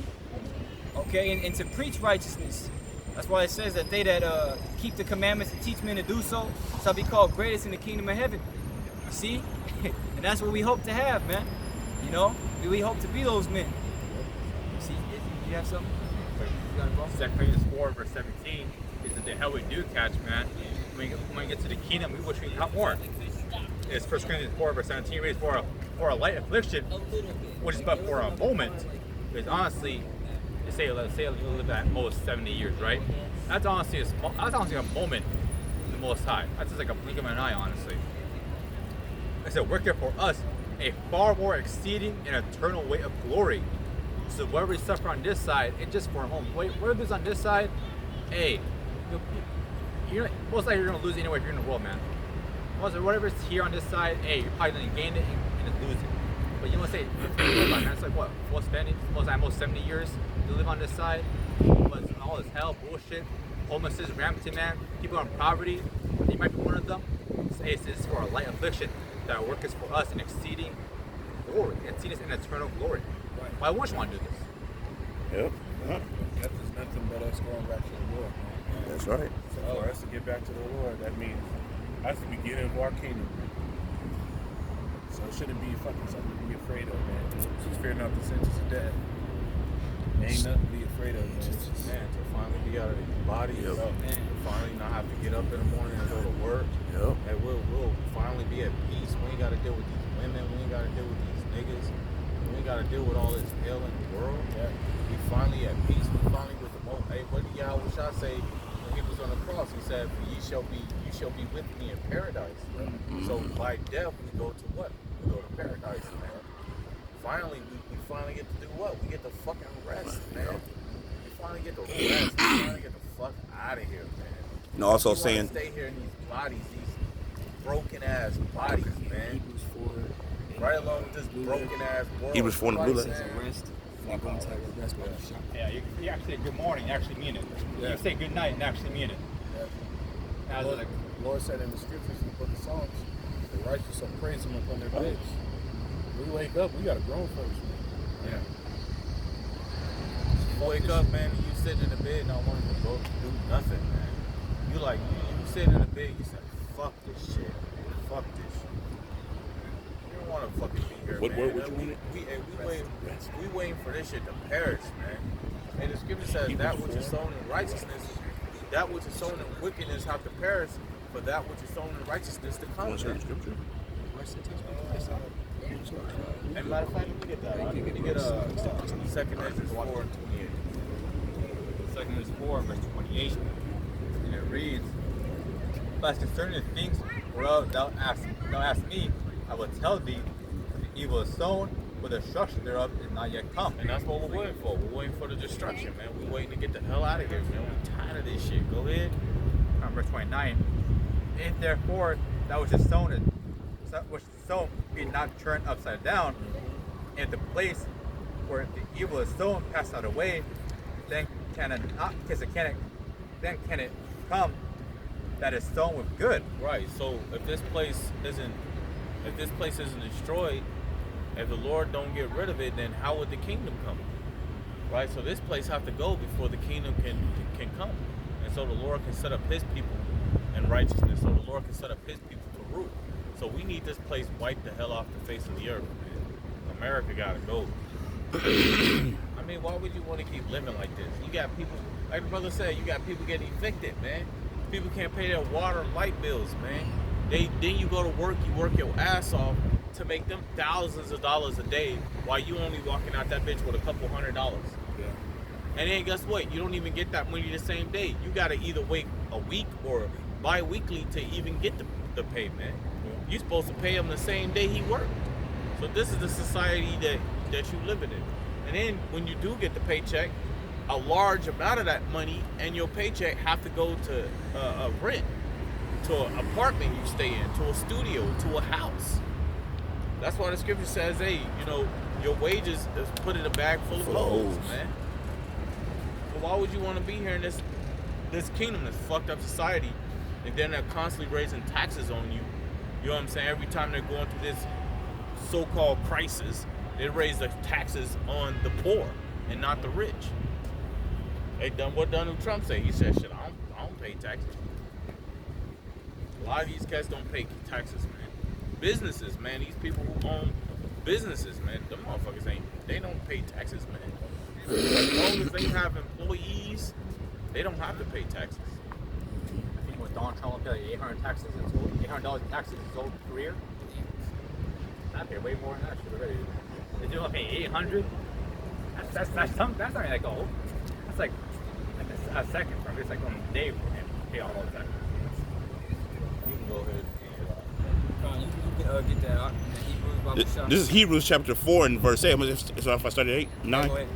For if Yahushua have given them rest, then would he have not afterward have spoken of another day? There remaineth therefore a rest to the people of God. When you say you want to get the meaning of rest, let me get it. That's ultimately what we're trying to get to, because we understand right now, Micah 2:10, this place is not our rest. Again, we know we're here because we're serving punishment for our disobedience and our sins. See, because, you know, for the things our forefathers did. Right? So we're ultimately trying to get to that place where we can rest. You got it, bro. Let me see. Strong's G 4520.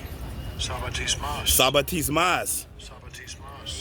Sabbatismas. The blessed rest from toils and troubles. Look for in the age to come by the true worshipers of God and the true Christians. See, and that's what we're looking for, right? You know, that new heaven and that new earth wherein dwells righteousness, man, and an abundance of blessings, right, for us as a people, man, as Israelites. You see, so, you know, in order to get there, again, we must endure.